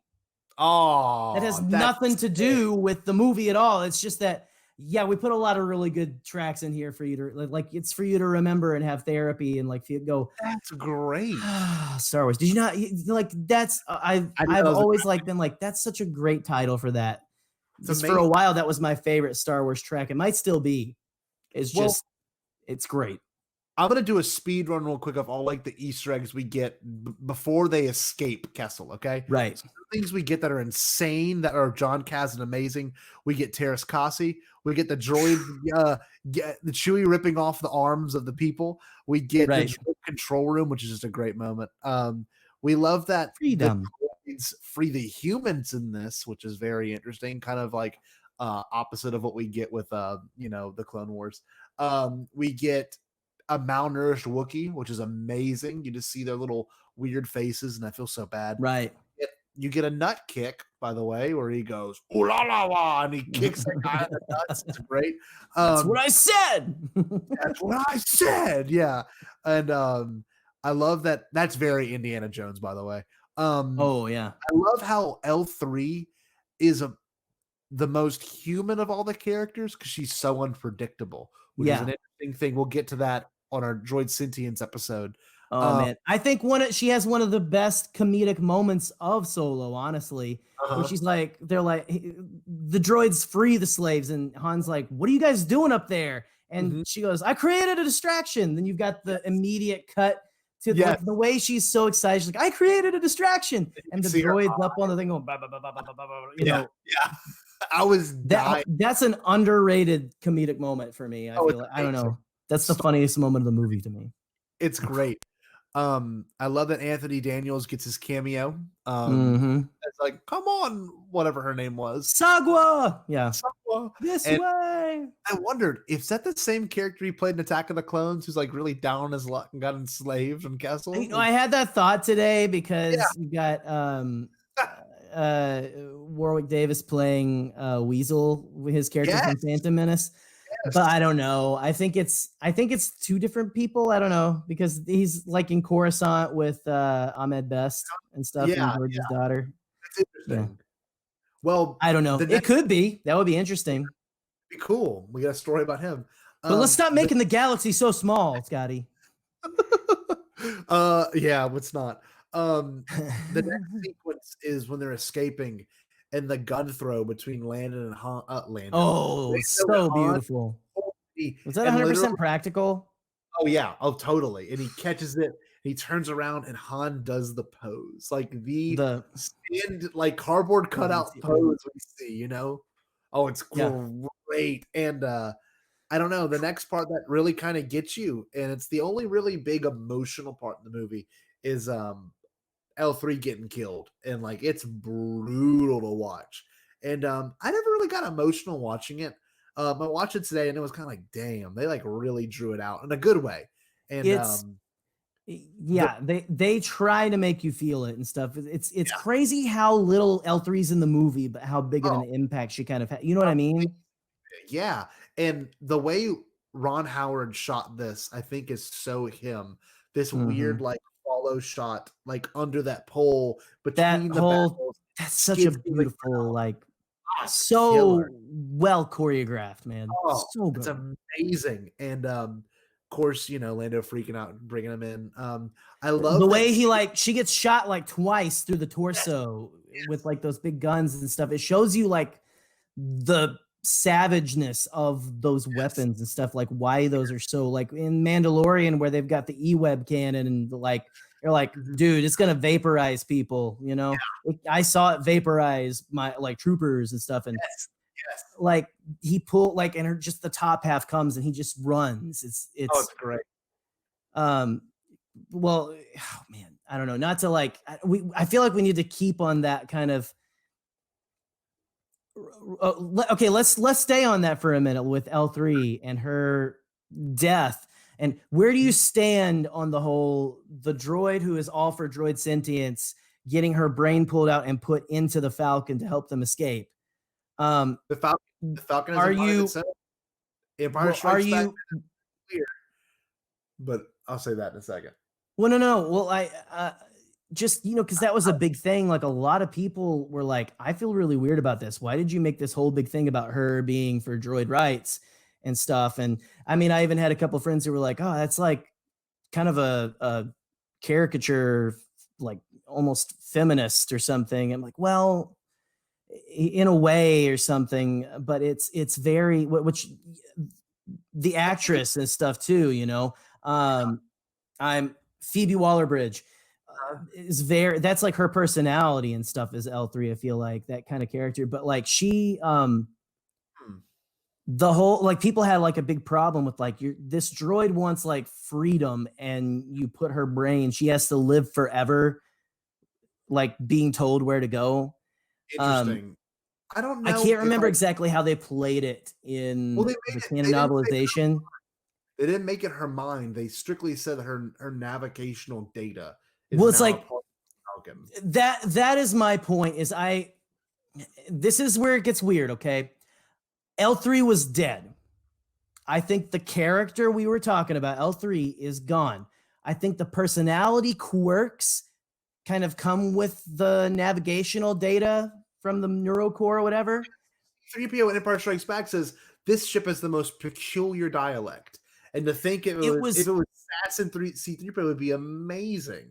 Okay, the Falcon has always been a character in the movies, but what Ron Howard and what the Kasdans did was they actually made the Falcon a character that you got to know and see, talk, and walk around. And then now for the rest of the movies, that is the Falcon. The Falcon is that kind of like, no, I do what I want. That's why it's so like temperamental stuff. Again, I don't think it's actually her consciousness. It's not like eternal conscious torment or something like, stop telling me where to go. This is horrible. Yeah. It's a hell for me. It's not conscious. It's that best navigational database in the galaxy, which makes the Falcon special with a little bit of personality quirk because again, the Falcon, what is it in a couple of books it's been said that the Falcon has like 3 droid brains, right? Yes. In it. Yes. Which is interesting. And I want to get to know the other 2, but to me, that's what makes the Falcon special against other ships, right? It's like you've got other ships that are cool and stuff like that. And what is so cool about the Falcon is that it does have a personality. Again, not a consciousness and stuff, but like it's almost like you have like a relationship with your car and stuff, right? But just, I don't know. I'm trying to be an apologist for it, I guess. But no, I get it. To me, I think it works. I think it works. I think it works too because it's one of these things in Star Wars where like it's so subtle. I get us as mega fans, the UPFs, as Mark Hamill calls us, ultra passionate fans. We cling to that and we get that. But every original trilogy movie and sequel trilogy movie, I'm looking to see the screen now. Yes. I'm looking to see it, and I'm like, because that makes me go, she's there. Yes. That's her. Like that, not her, but like it's like it's almost like, what was it like? The way Lando says it in there, he's like, she's a part of the ship now. It's like her memory lives on, basically, is what it is. It's not like, because I don't think Lando would have, if they had that close of a relationship, I don't think he would have put that in there if it was going to be like that. But they say it's like, she's got the navigation. Maybe we can pull her neurocore out, and then essentially now she's got a personality. It's almost like they lost their friend, but they're paying homage to her, like she would have wanted them to be able to get away and stuff. You know what I Yes. mean? And so it's not like that's her like memory, the memory of her. They're keeping her alive in memory and saying like, she's showing us where to go. There you go, old girl. Come on, girl. Let's go. You know, like, come on, baby, don't let me down. All that kind of stuff. It's like we're talking to L3 without it being L3. But anyway. I like it. No, I like it because everybody's fear was Lando's going to show back up and the Rise of Skywalker and be like, "How you doing, L3?" And I'm glad that didn't happen. Remember that being a concern for a lot of people. A lot of people were. I honestly would not have been like upset at all. I kind of wanted something like that, or like a "How you doing, girl?" or something. Mm-hmm. But it's not. I don't know because I don't know. I guess it doesn't have to like have happened in the original trilogy. Yes. For like, we just didn't see it happen. You know, it's okay. He called it. Come on, baby. Here we go, baby, and stuff like. I don't know. Well, I don't mean to I'm say more lenient with Star Wars, I guess. It's all good. It's all good. You get it out. That's the point of this podcast. We're here for that. People might have the same feelings that they're uncertain, and they might feel like me, where they're kind of confused. And now it's making more sense. I don't know. I love L3. Yeah, of course. And the design, how she's like basically made out of was it not protocol droid, but astromech droid part. She was an astromech. Yes. And like modified herself. So awesome. That's a cool idea. And that droid, gondola droid in Mandalorian, that reminded me of L3. I was like, that's a very L3-esque design, like almost, you know, it's just, but not as like, it's like someone modified it. It didn't modify itself. I don't know, like droid consciousness, again, sizzle. We'll have a little bit of something coming about that later. Maybe. One thing I did really like, after that scene happens, everyone's already gone back into the Falcon. Qira like blows up the place. I love that Han, there's a follow shot that we've never gotten in Star Wars where they literally show you leading into the Falcon and they show you where the layout is exactly. And they follow you and they follow Han back into the cockpit. Oh man. It's great. And they show, dude, another small cameo. They show where the stowaway area is, where Obi-Wan and Luke end up going. Right. Killer. I love that shot when like you were talking about where Han backs up into the Falcon, right? That's such a cool shot, and that's funny because it's seamless. That's like two different shots. Oh yeah, right? It's great. I love when they leave Kessel and Han's playing it. They play the solo theme that John Williams had at the beginning, and then it goes. As he hops over the back of the seat. Yep. And then we get to the part where could use a co-pilot, is what Han pretty much says to Qira. Qira sits down, you could tell that Chewie's kind of like, I guess I'll sit back here. And it's great. Well, it's funny. It's almost like, see, I don't even get that. It's almost like Chewie's just such a nice guy. He's like, okay, anyone can do. Chewie is so like Chewie doesn't have like the whole like, girls can't fly or whatever, or like the things. Chewie is like it's like a dog. Dogs are like the best judges of character. Animals are the best judge of character, but it's like a sentient dog going like, yes, hey man, everybody can do whatever they want. Cool. I'm going to sit back here. I agree. I just like to hang my head out the window. Well, it's the thing. Like this whole Kessel Run moment's incredible. And I guess if you want to touch base on just a couple of things you love, I'll go on mine just real quick.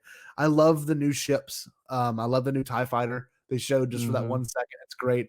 I love the moment where Han spins the Falcon. The cockpit, of course, stays the same.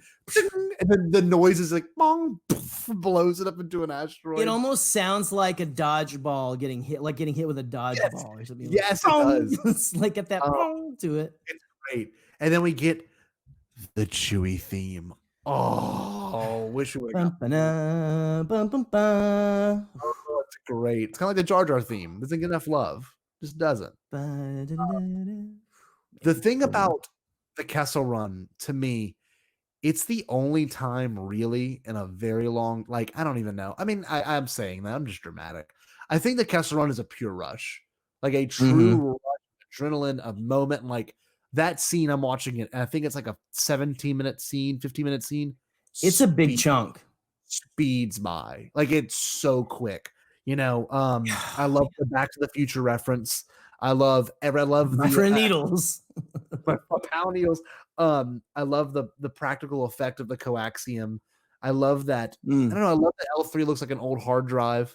Essentially, I think it's the first movie, like I said earlier, that plays at distance. Like there's a part where they finally get away from the Imperials, and all you see is the tail light of the Falcon, and just going off, and it's super Right. far. We're like looking at it from so far away, and they're like, you can almost see the silhouette of whatever that creature is, like in the lightning through the clouds. It's like you see a glimpse. Oh, it's so good. And then the fact that the Maul is a giant gravity well. Remember before the movie came out, the soundtrack leaked, and it's like Into the Maul, and people thought it was there's like a big canon character that's like the Maul or something. Was it the Maul was like a force wheel creature? It was like the mom. Yeah, it was like the mom of the force wielders on Mortis. Yes. I didn't know there was such a big thing. Well, it's like, I don't know. There was a lot into that. People were freaking out. They gave like homage to it because I think she could turn into like giant crazy creatures and stuff, like the giant like Cthulhu. Yeah. Cthulhu, whatever, like weird bug eye. Well, I don't know if you see the same thing as I do, but Han getting rid of the monster is so Han. But the thing that really triggered me in a good way was it's so George Lucas. The fact that they needed like a nitrous, they needed like something to get them out of it. That's like Fast and the Furious, Kessel Drift. That's part of the Falcon now too. The fact of like they had used coaxium to speed out of that area is just it's bitching. It is awesome. It's like you can't just put it in the fuel line. It's very like sci-fi, like, but we can do this. Like we can't put it in the fuel line. The ship will blow up, which they play with in Resistance and stuff like that, But just the fact that it's like, no, let's try this thing. Maybe we could do that. I don't know. That whole Joseph Scrimshaw talks about out of the frying pan and into the fire. Yeah. That whole sequence. Yes. The entire Kessel run is 100%.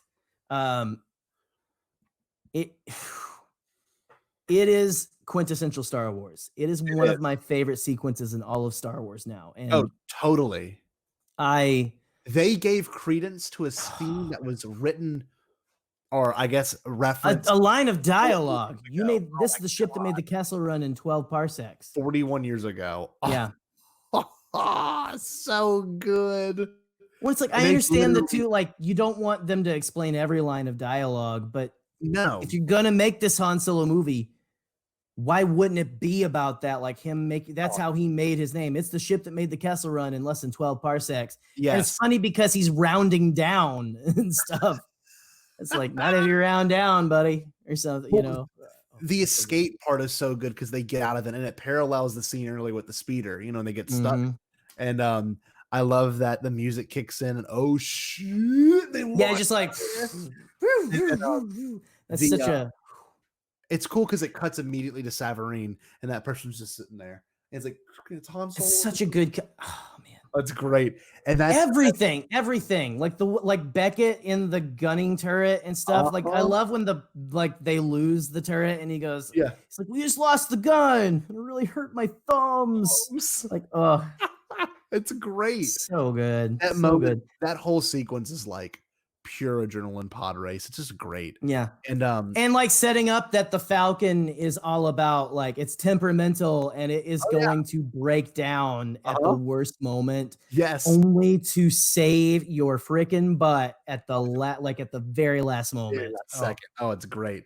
And they get there, and I love that the shot of the camera following the Falcon spins around the beach, crash lands is so good. And I love she's a hell of a ship. And then instantly he's like, I hate you. It's just so good. I know. The play, the play on I love you, I know, is like, I hate you. I know. Yep. Oh, it's great. And one thing is cool. I didn't know this until this viewing. We need more adventures of them, by the way. One thing I noticed Yes, this we do. Hashtag make solo 2 happen. Qira was being so coy when she's like, "No, Han, you don't understand. You know, you can't just escape with me." The fact that it's a Maul. It's not just Dryden Falls. It's Maul she's scared of. I never dawned on me till this viewing. I was like, oh shit. And Dryden too. Like Dryden talk about, you know who I answer to and what he'll say. You know, Yeah, all that stuff early on. Oh my god. Maul's got to be ruthless right now. And then Han has the great heart to heart with Qira. I'm not a kid, you know. I'm not the kid you knew on Corellia.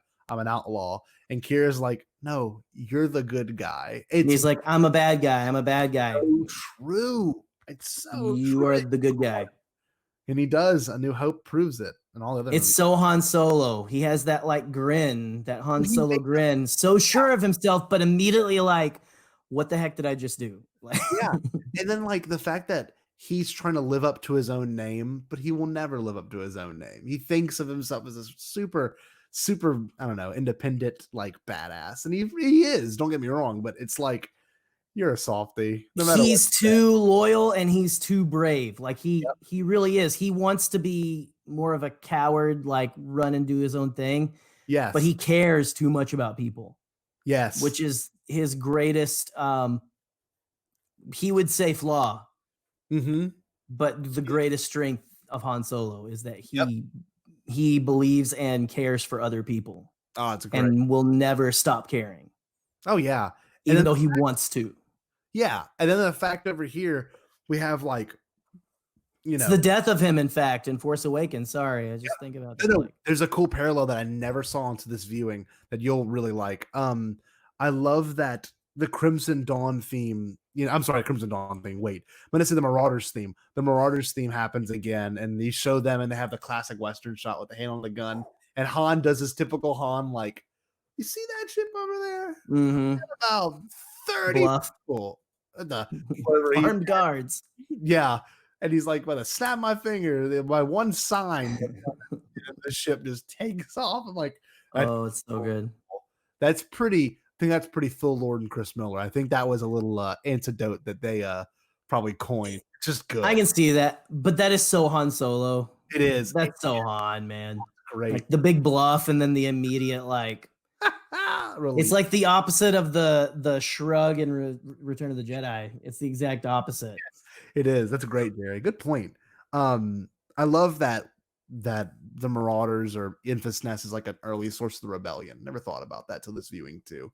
Like it really like the dawn of it.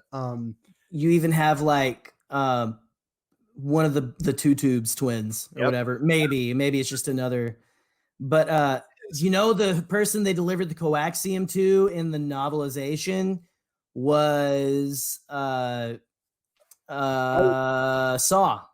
Yeah, Saw Gerrera, which is great. Are you just gonna read now? No, I'm looking for the character's name. I'm pretty sure it's Eardero too. Oh, okay. Yeah, Edrio. Edrio's the one who's kind of been in this. He gets Benthic into. Benthic is still running like his laundromat or whatever on their homeworld. We were literally like, this is so nerdy of me. I'm the canon junkie. I usually don't pull out my books, Scotty. You know, like, I don't think it's even in here. Interesting. Maybe I'm wrong. I just didn't see it. I don't know. One thing I will say is I really enjoyed how much went into this set as well. This is a cool set. And for sure. Another great moment too is the fact that Beckett and Han have that scheming moment where you know, obviously Han is aware that Beckett's going to end up betraying him. It's really cool. One thing you'll really like, I never noticed this. Beckett legitimately touches Han's face. Never noticed that.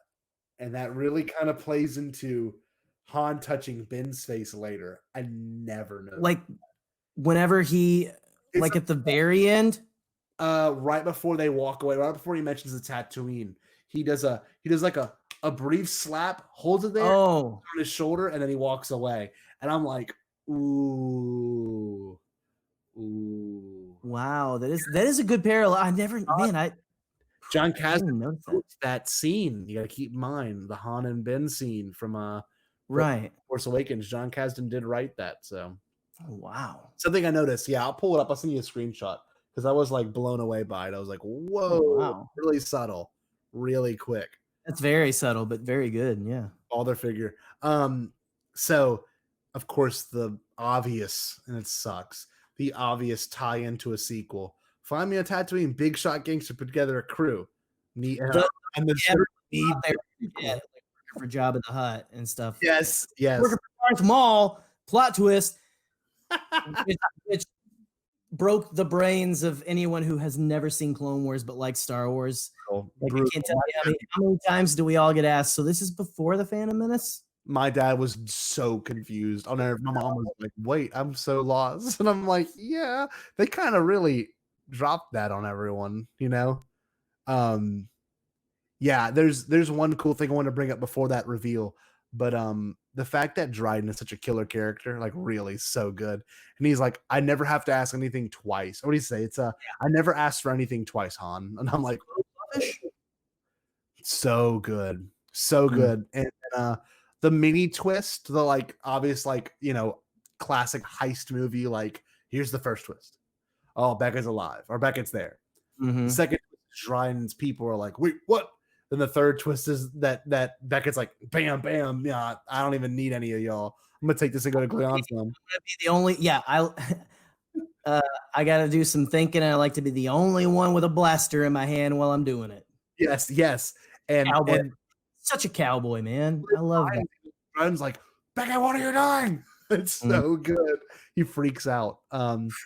And Han's line is freaking awesome. People are predictable and you are no exception. I'm like, oh, it's true.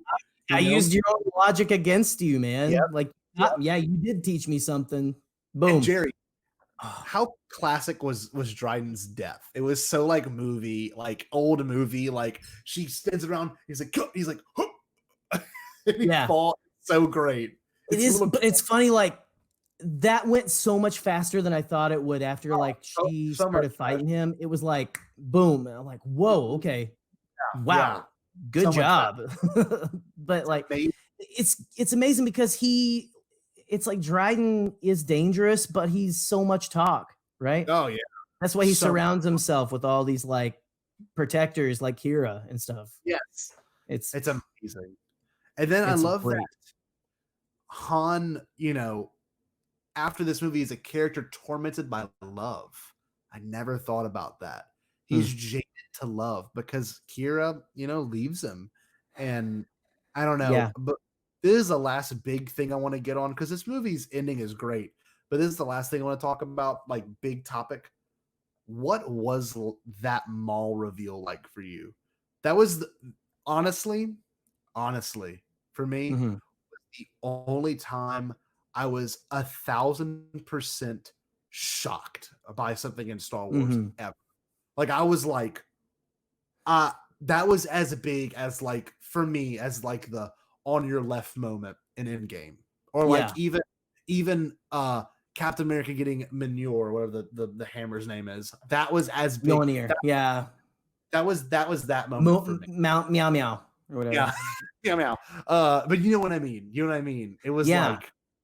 I was, because it was like, let's just bam, like cannon punch you in the face. It was insane. It was a crazy shock to, like, it really was. And like at first I'm like, what? Like no, you start because you start to hear we had just gotten Maul's death like a year before that, right? Or like however long before that. And like you hear Sam Witwer and you're like, wait, and you see the leg, like, no, what? Why? I think at first I was like, why? Like I understand his connection.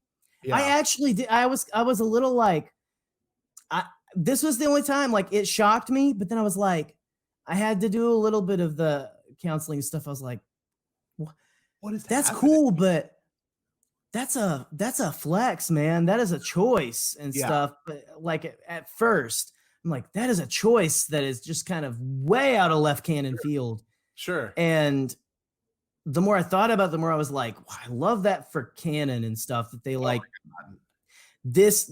Like the next day, I was like, this is 100% why. This is 100% like why we buy into the books and stuff, right? Like Yes.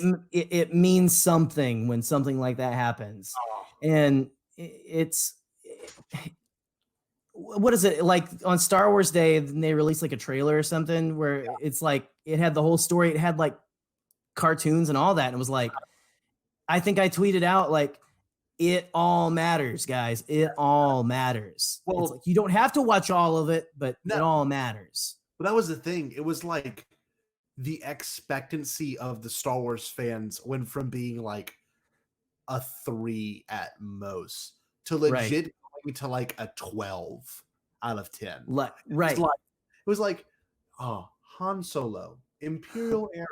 And it was like young Han Solo, Imperial era. And it's like, this is before New Hope. This is before he meets Luke. And it's all really obvious. This is the Falcon when it was this. And then it's like, here's a character that died last time you were when you were in the theaters in 99. You know, it's like, and remember a big thing for everyone about this movie was like Han can't meet a Force user because he doesn't believe in the Force and stuff. And I think Han can meet a Force user, and think it's all crap. And people are like, why didn't Chewie tell him? It would like it's like you can have friends that are atheists who don't believe it. You can believe in God, and your friend can be an atheist. You can still be friends, and your friend could tell you this is like. Whoa, here's a time that I saw God and stuff like, no, you could still be friends with some, I don't know. I don't think that you have to like keep Han away from lightsabers and stuff for him to like go, ooh, Force, the Force isn't real and all that.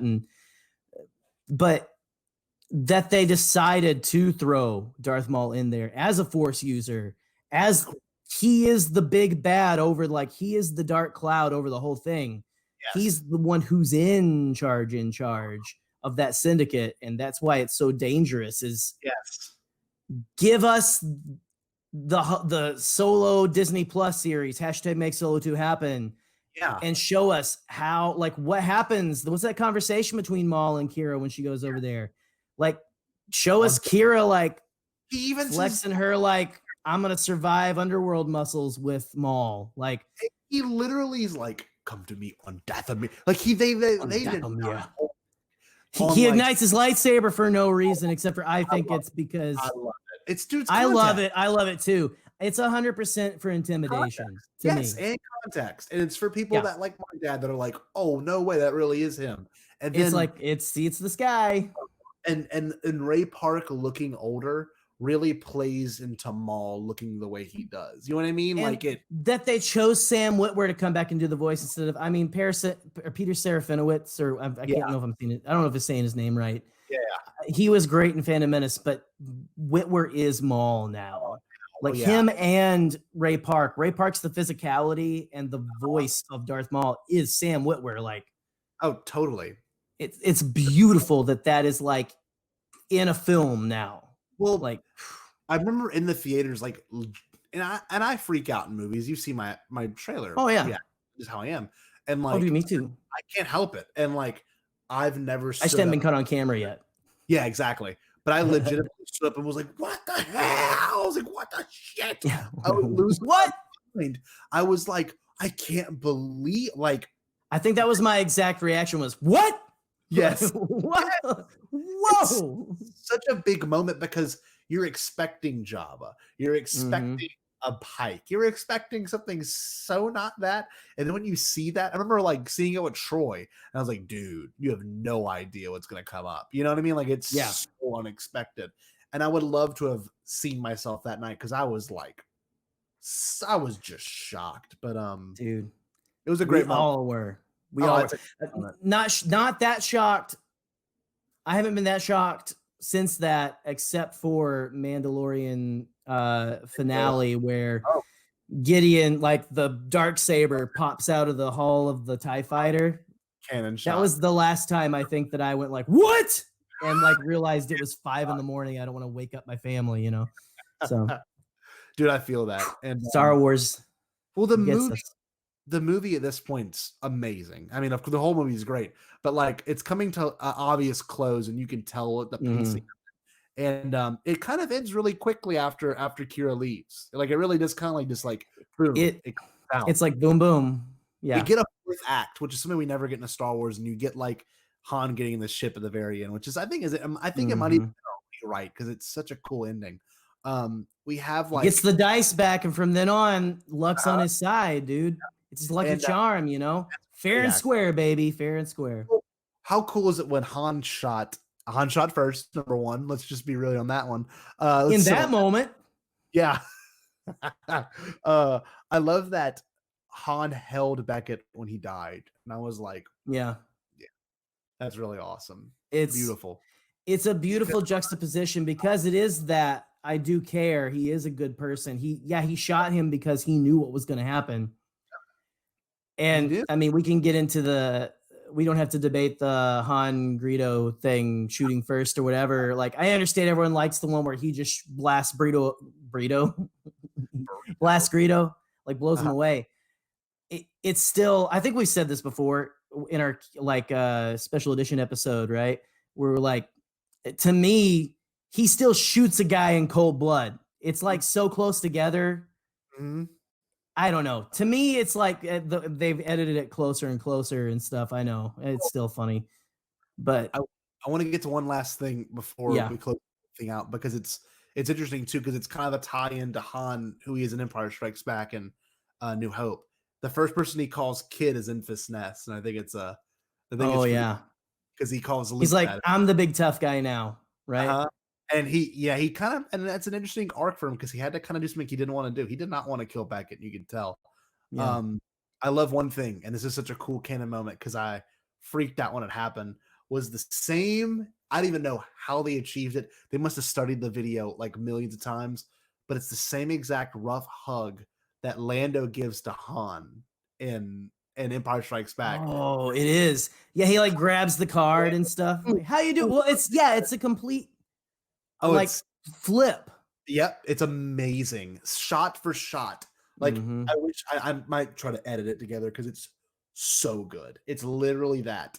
Twice. It's Han and Chewie pretending to be like upset and like, ha, how you doing, you old pirate? You know, like, it's amazing. It's so good, and it's the same exact thing. And this rematch is like the fourth act. It's like the final act of the whole thing, and they get the Falcon, and they, you know, one of the best parts. I love that you can barely see it because his shirt is so dark, but I love that Han is wearing the vest. Right?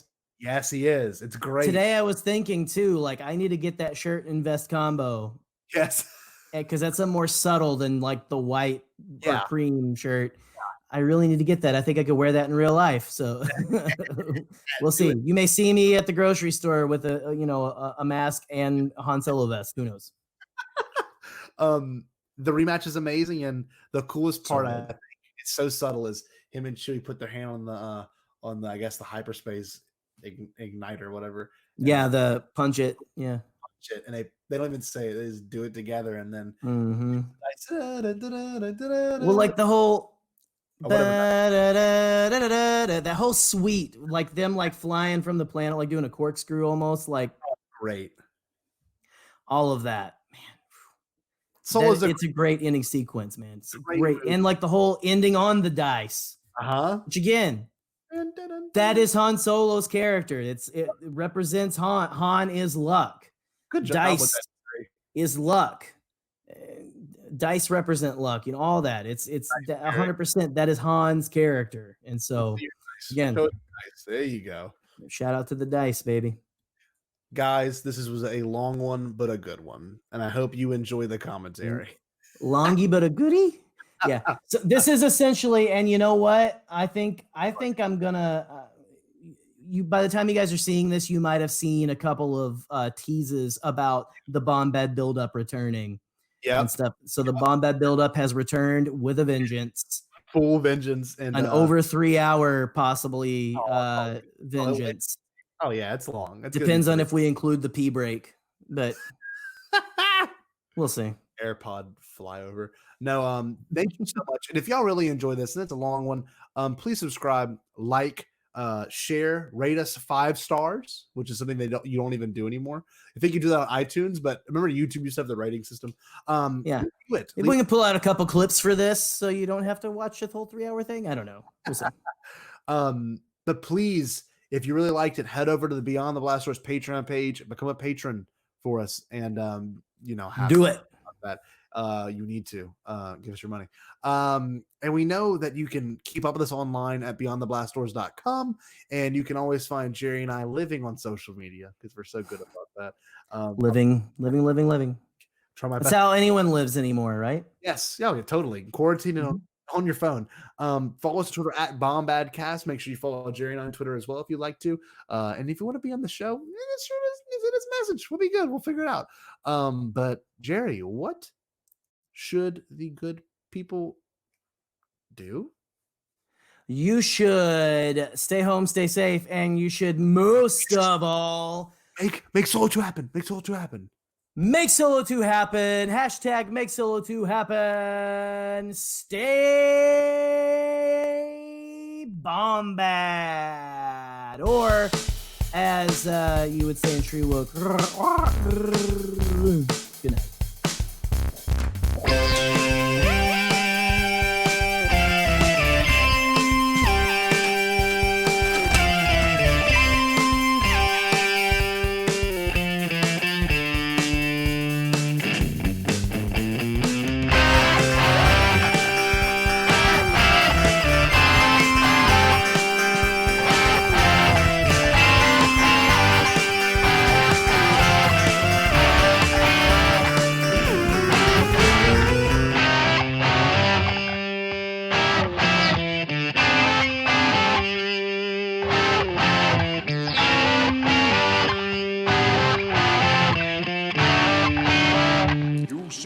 All Bombad.